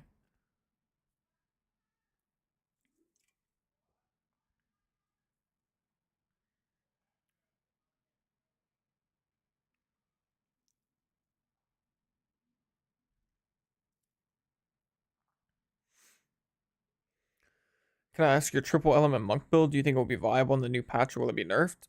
Well, it's going to be nerfed because double heralds isn't going to work anymore, or like the double herald strategy. But um it's still going to be viable. I'd bet the farm on the fact that Ice Strike Invoker in general, but then also more specifically like my triple element variation or version of that, I would bet the farm on the fact that it's still going to be viable. It'll still be a good choice. I'd be very, very, very shocked if they nerf it so hard that it's like not even viable.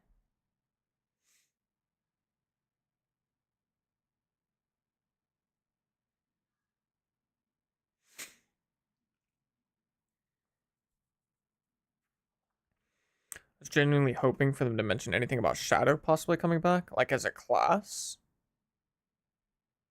Shadow was a class, right, for PoE 1? Isn't it confirmed already that were you talking about like 4.0.2 or just in general? Because I think generally speaking, the Shadow is confirmed for PoE 2.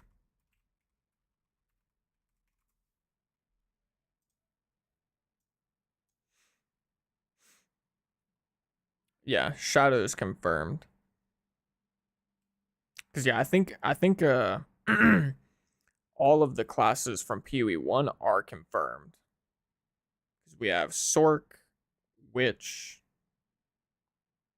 Shadow, Ranger,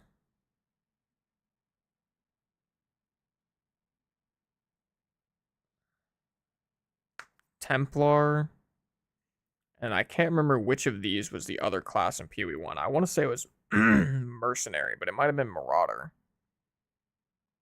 I don't think it was Warrior maybe it was a duelist, actually, even. I'm not sure.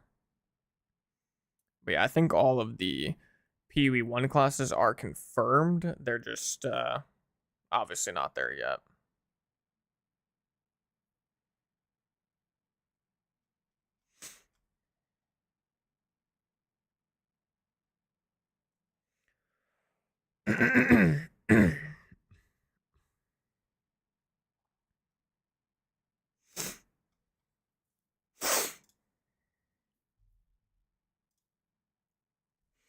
Alrighty though, I think we are also going to go ahead and wrap up the stream here. That was a pretty sick reveal, I'm not gonna lie. Very, very hyped for 0.2. I think this was definitely blew, like, surpassed my expectations.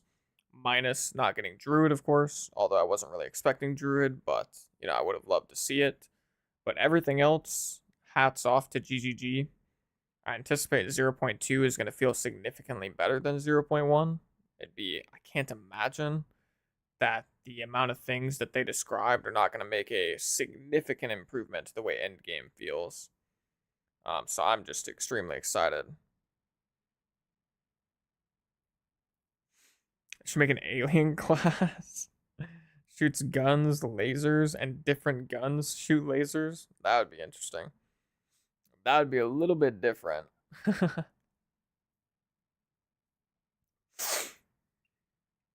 think I gotta start with the minions. Like, are you gonna start Spectre? Spectre's Sky?